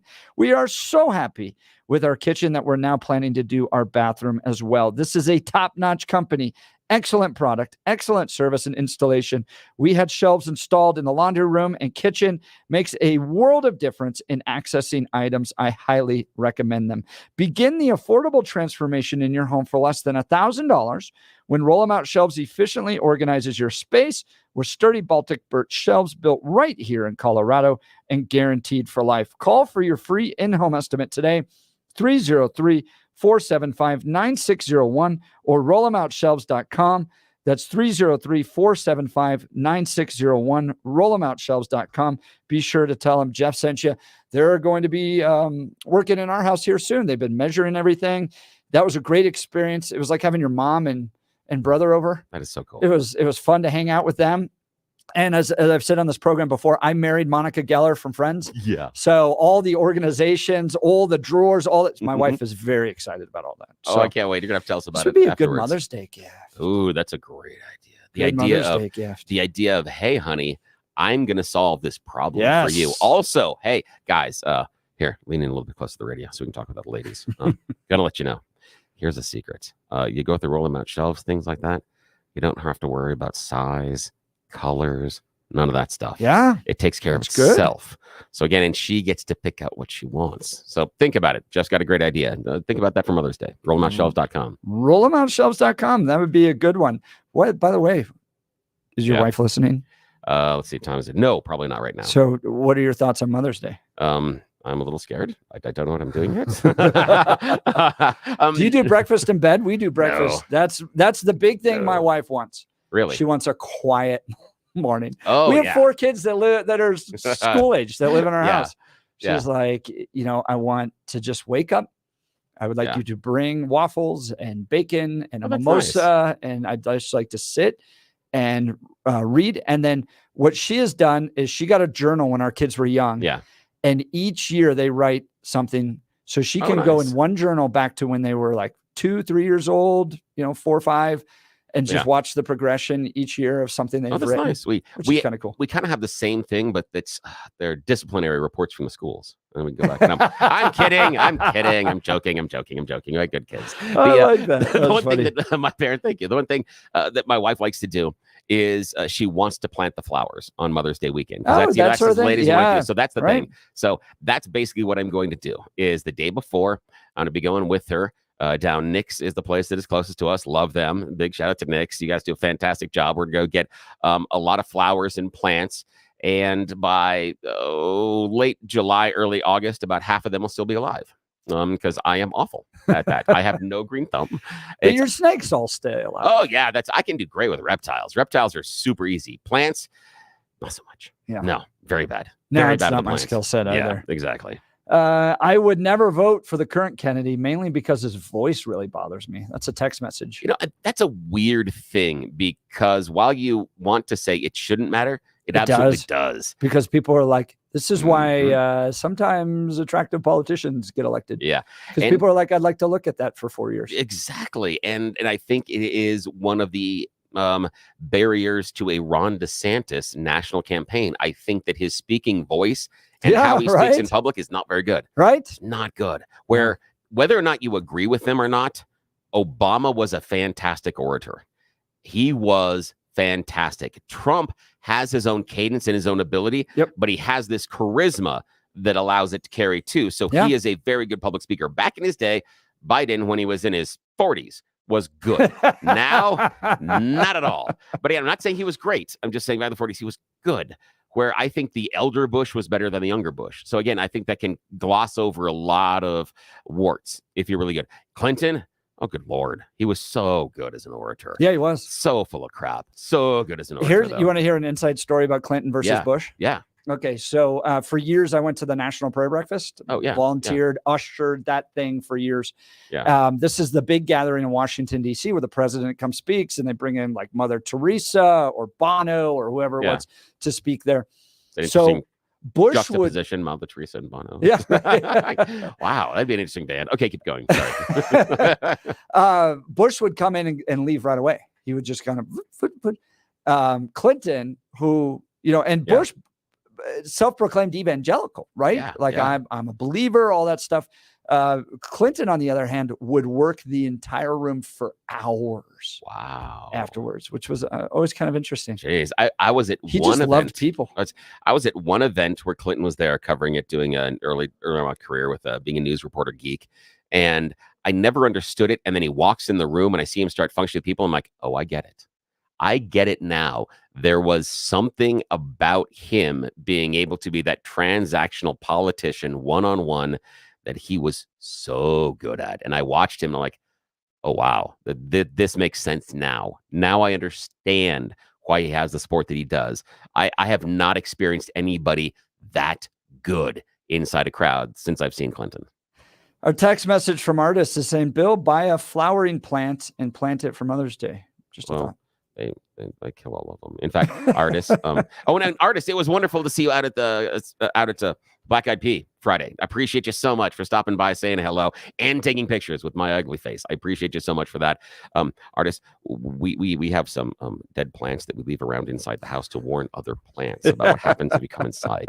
We are that bad. It is awful. I have killed a cactus. A cactus. You know how hard that is? I have talent. Yes, I can kill things that shouldn't die. Good one. Yeah, that's how good I am. All right, men, you've heard a lot about how treating low testosterone can improve your sleep, your workouts, your energy levels, and more. But I want to talk to you about your love drive, because low testosterone can have a significant impact on your desire for intimacy. And if you're in a relationship or wanting to be in a relationship, a low love drive can really be a problem. There's good news. Go to Rocky Mountain Men's Clinic and take the Low T quiz on their website. It's a simple 10-question quiz with yes or no answers, and it only takes 2 minutes. Then schedule a consult with Rocky Mountain Men's Clinic. A Colorado licensed medical provider will review your results with you and discuss your options. Cost of the appointment is only $99, which includes a medical consult, T and PSA test. If you sign up for testosterone treatment the day of your appointment, your visit is free. Rocky Mountain Men's Clinic has served the Front Range of Colorado for nearly a decade and successfully treated tens of thousands of men. Call them today at 720-440-7900 or visit RockyMountainMen'sClinic.com. That's RockyMountainMen'sClinic.com. Good guys. I've met with them personally. They will treat you right over there at Rocky Mountain Men's Clinic. When we come back, I want to get into what could possibly be the best ballot initiative on the ballot this year, and it's coming from John Caldera. You're not going to want to miss this. I stand up and applaud John Caldera for this one. Don't miss it. You're listening Even to I'm excited the to figure out where we're Jeff going. and Bill Show. News Talk 710 KNUS. At this hour in London, I'm Julia Chapman, and here are the top stories we're following. UC Berkeley students supporting Palestinians have set up tents on the California campus, pledging solidarity with similar efforts on the East Coast. It comes as dozens of people were arrested at pro-Palestinian demonstrations at Yale and NYU on Monday. Ira Spitzer reports. The UC Berkeley protesters have put up tents in front of the school's main administrative building, saying they will refuse to leave until the university divests from companies that they say are contributing to the Israeli war effort in Gaza. The move follows similar efforts at East Coast schools like Columbia and Yale, which have begun arresting protesters in recent days for defying orders to leave amid concerns from some Jewish students that the protests have become a threat to their safety. UC Berkeley has issued a statement saying it has no plans to change its investment policies. A United Nations review of UNRWA, its humanitarian agency for Palestinians, has found it had robust frameworks to ensure that it can remain neutral. The report highlighted some concerns over language in UNRWA textbooks and the vetting of staff, but concluded that Israel had not provided proof that its employees are involved in terrorist activity. And that's what you need to know at this hour. I'm Julia Chapman in London on Salem News Channel.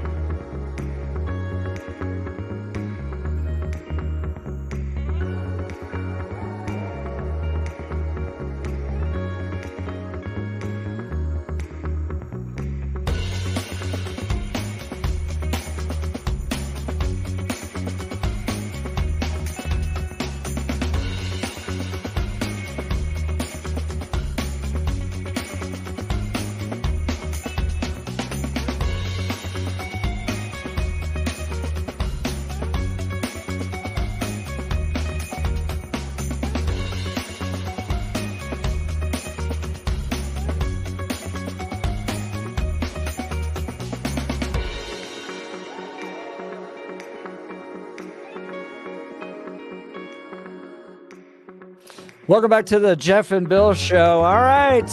What could be one of the most impactful ballot initiatives this election season. I love this idea. And there's some good ones out there.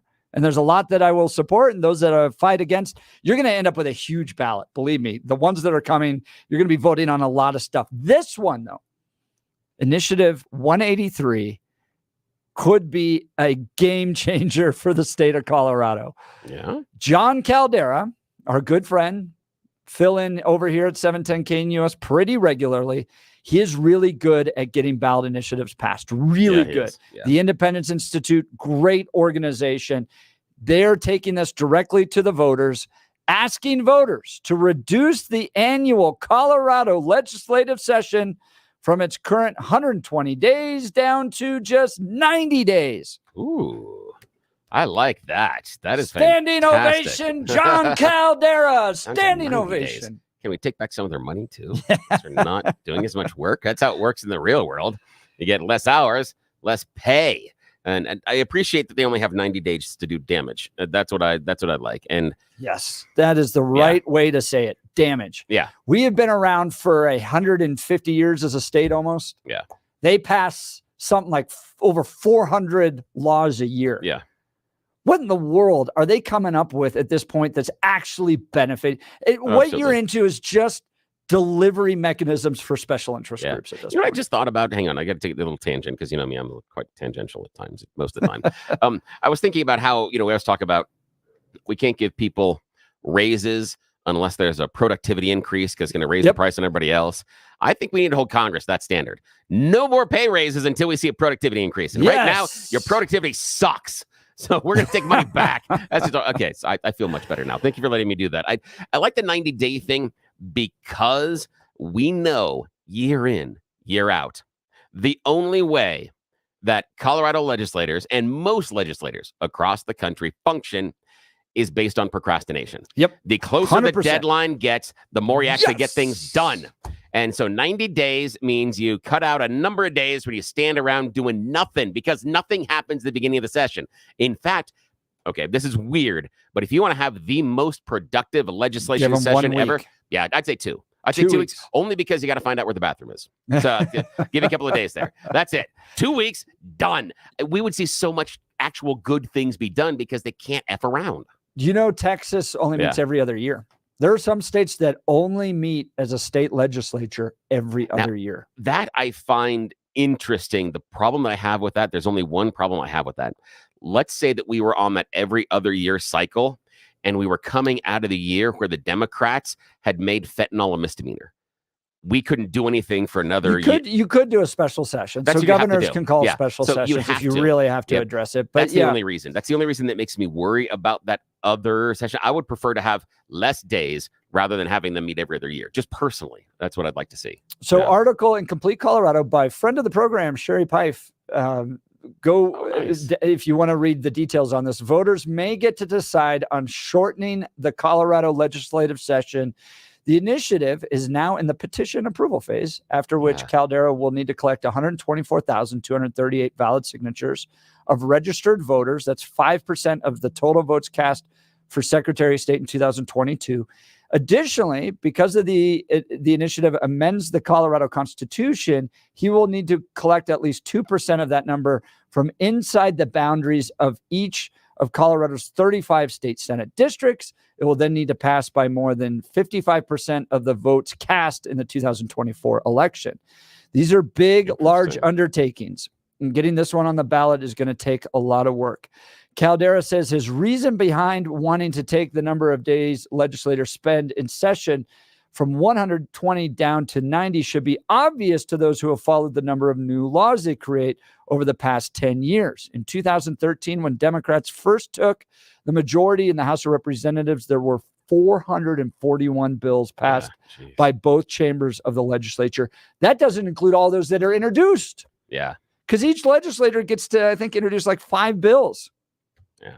10 years later, in 2023, after Democrats gained a veto-proof supermajority in the House and came within 1 seat of the same in the Senate, the number of bills has gone up to 484. Jeez. So far, this legislature this legislature has introduced 665 bills. Now, here's a question I got. Okay. You've been living in Colorado, you listener, number of years, been here. They're passing 400 plus bills a year in our state legislature. Has your life gotten that much better? Has it gotten that much better that 400 changes per year are making it easier for you to put food on the table, easier for you to educate your kids, easier for you to get a job, easier for you to get a promotion, easier for you to buy a house? Any of them? Any?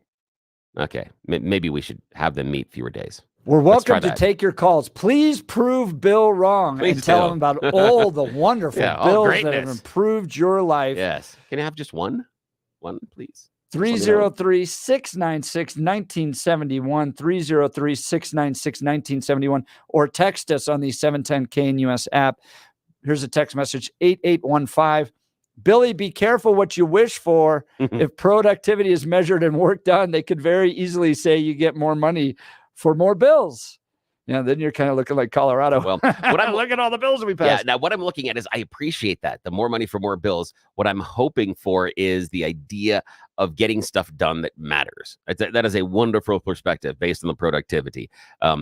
Because you can have someone at your office that can produce stuff every day, but if it's not, if it doesn't move, the company forward, who cares? They're doing busy work. And we've all had those people in the office that find all the busy work they possibly can just to avoid the harder jobs they have to do. So that's a good point, though. I hadn't thought that through. 29. This continues in the article. Yeah. 29 states limit the number of days lawmakers can pass new statutes. In fact, many of those, 32, have legislative sessions much shorter than Colorado, and many of those state limit legislative work to every other year, as we mentioned in Texas. However, the cost savings, as noted in a fiscal impact summary for Initiative 183, has increased substantially since 2023, when it was predicted to save the state $372,000 a year in expenses such as travel and per diem and reimbursements, to $557,000 in just 1 year. Jeez. Saved the state $500,000. Caldera said, this is really important. This is actually really important here. Caldera said he added consecutive days to the initiative language to guarantee the legislative session is in fact shorter. Do you remember this during COVID? Yeah. When they went to the Colorado Supreme Court on this issue as to whether or not the day limits meant actual consecutive days or the days they met in its entirety. Yeah, whether or not we're just counting it up as tallies rather than being consecutive. So they could meet for 2 days, take 3 weeks off, meet for 2 more days, take 3 weeks off. Okay, this is a very stupid idea, but that's kind of what I do on the show.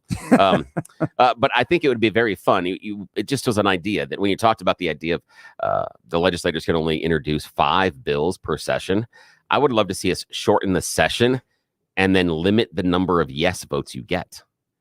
Now, again, it's kind of stupid, but what I'm saying is you then have to figure out what it is that's most important to you to pass. For me, it's a guardrail that I place on the inability to vote for stupid stuff.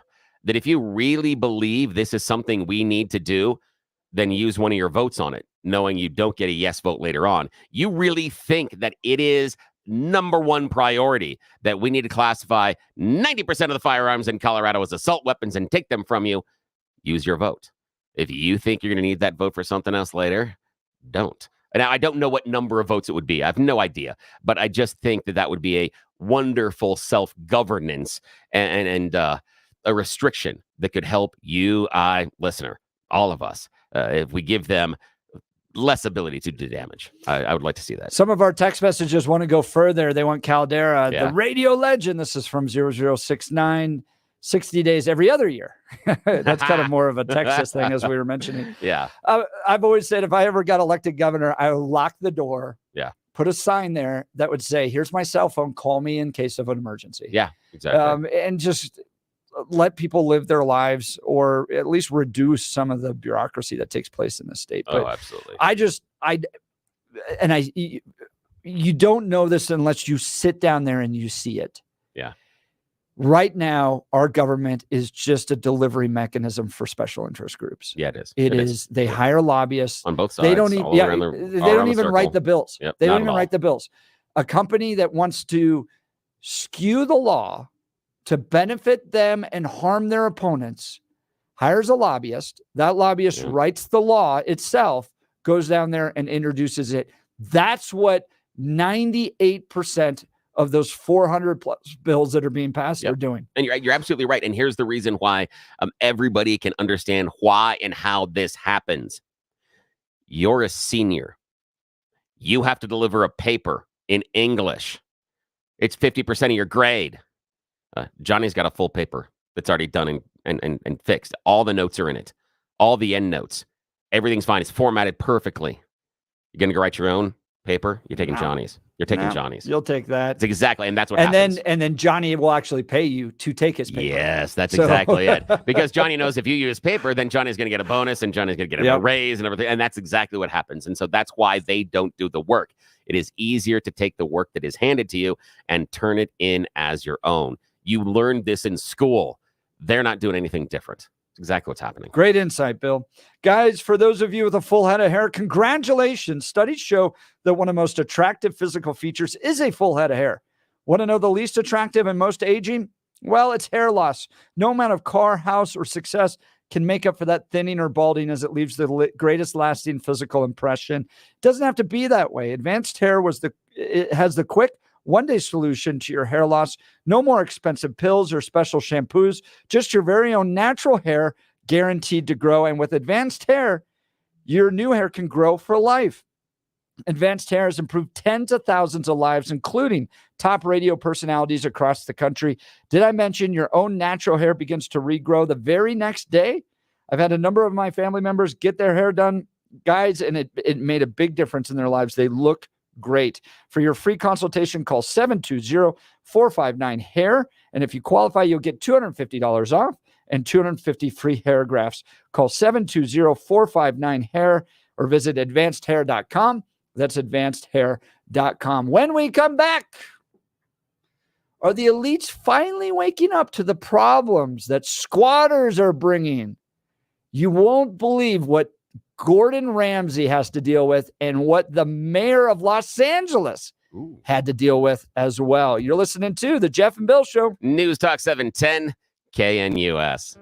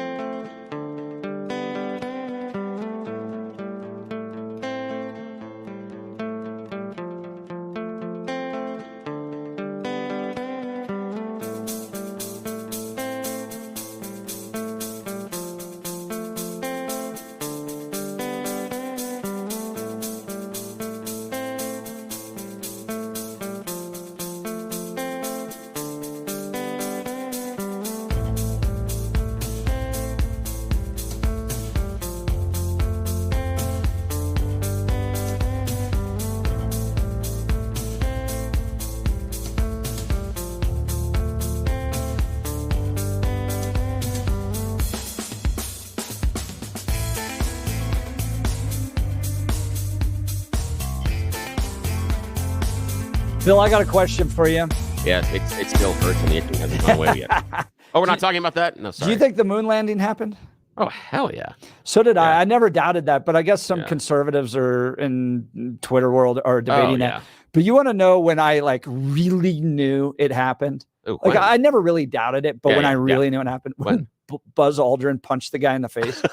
Oh yeah. Do you remember that? Oh yeah, And absolutely. he was 72 years old. I love that. And some guy like confronted him at some event, and he just popped the guy in the face. Some moon landing denier guy. Oh, I love and that. And look, those guys, they risked their lives on that mission. Oh yeah, yeah. And people have died in the space program. Yeah.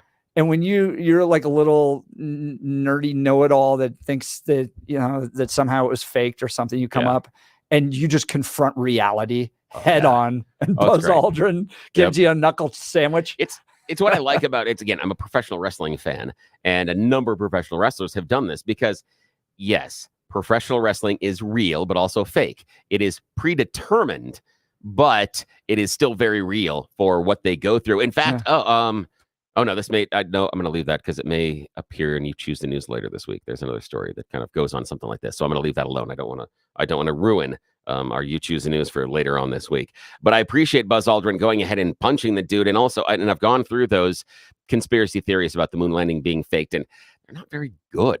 I mean, I understand what they're talking about, but the idea being, oh, well, look, the flag is fluttering and there's no wind. Well, no, there's no wind resistance. So when you move something in space, it continues to move back and forth. That's how physics works. It doesn't stop. Again, they're just little things. You're like, oh, come on, please. It's well. That's why we all. Okay, I'm gonna go on a little rant here. Okay, I don't understand why every time I go online to do some searching, especially with medical conditions, why I have to have cancer every single time. Every time. Oh, when you go to WebMD and you're like, my ear hurts. And it's like WebMD, probably ear cancer. Yes, WebMD, my butt. They should just call that youhavecancer.com.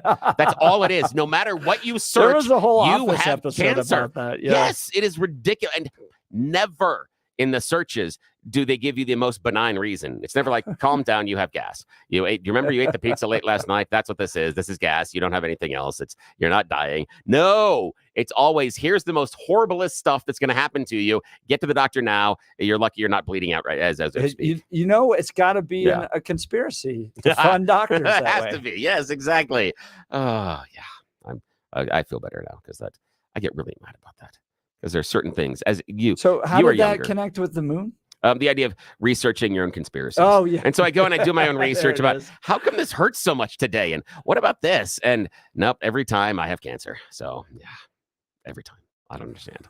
So sometimes your online research doesn't help. I know. I feel all those great. Health problems. Exactly. For all the things I didn't know I had leprosy as well. And that some sort of disease that that disappeared in the 14th century. But evidently that's what I have according to WebMD. So, yeah. So we may finally be able to deal with the squatters and the crime issues because when it reaches the elites, Bill. Yeah, things change. Things change. Well, it's funny how that happens. Finally. Yeah. The rest of us, not so much. Yeah. Did you hear about Gordon Ramsay's squatters in his pub? Yes. $16 million pub. Oh, I know. By the way, the story on this is wild. He has been trying to get rid of this for a while, but there are no tenants currently in it. So squatters were just like, meh, I'll take it. And the way the law works in London, if it's not residential, you can't technically kick them out. No. So because they're not living there. Yeah. Air quotes around exactly. living. Yeah. So these squatters have created this like kind of liberal haven. Yeah. Where people are bringing them food and they do art and all that stuff and they won't leave. Yeah. So now Gordon's got to get rid of them. But there's a way to get rid of them. Fire. I'm just thinking Not out loud quite here. that bad. Oh, darn. Okay. But you're a pub guy. You're a bar guy. Yeah, You know what gets people to leave at 2 a.m. Yeah, that song. Closing yeah. time. Yes. Semisonic Yep, gets them closing to time. leave. Yes. Leave. So Gordon Ramsay saying Ramsay's there's no more beer. Those are the two things. Seem to work real well. Cut off the beer. Yeah. Here's another one. Yeah. This one was wild. Man accused of breaking into LA mayor's home is arrested. This was Mayor Karen Bass and her family were present. Wow. At the time of the break-in.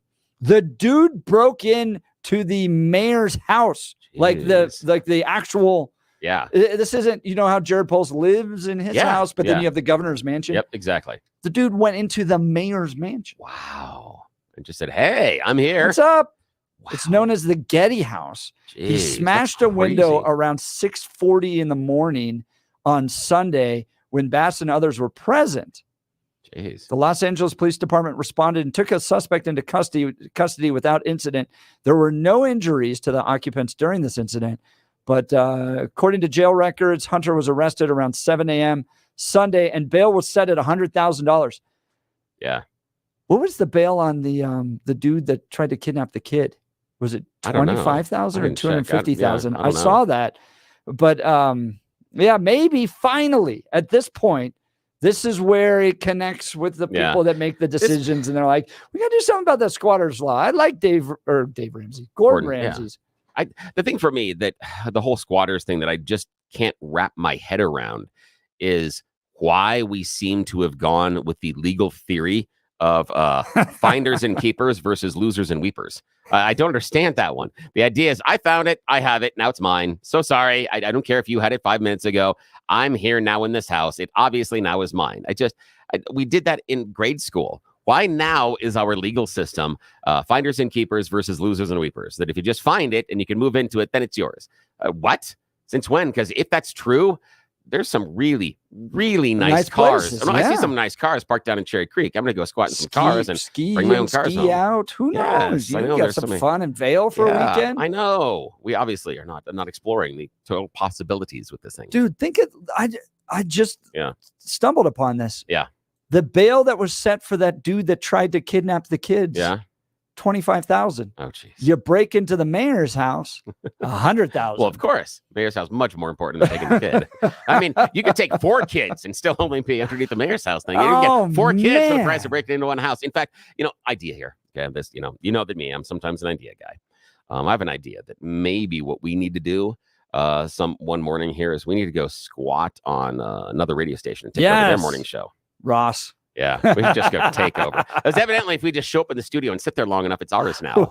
Take it over. Yes, that'd be fun. We'd have fun with our friends over at KOA. It'd be great. I mean, we didn't get to finish that story because Mike Coffman called in, but that the kidnapping, those kids scared him away by yelling "stranger danger." I love that. I love the fact they did that too. I want to know. Okay, I got a serious question though here, and I am longtime defender of teachers. I have an issue with the teachers on that playground. I have people in my family. I have friends that have had playground duty. One of the number one things you watch for, number one is to make sure the kids are all staying together, not hitting each other and fighting. Number two is watch the perimeter. I know people that do playground duty on playgrounds that are connected to parks. So there is no outside fence. So you've got to watch people that are walking up. Yeah. And that's one of the things, watching out for the adults. Where were the teachers watching out for the adult? Who was on playground duty that day? I have questions. Tip of the hat to the kids out there. Stranger danger. Great job. Scaring that guy away. But that bail's got to be a lot higher than $25,000. Yeah. My goodness. All right. If you missed the show, go to 710knus.com. George Brauchler, Mike Coffman, Chip Roy, all on today's show. It was great. You're listening to the Jeff and Bill Show. News Talk 710 KNUS. Have a good day.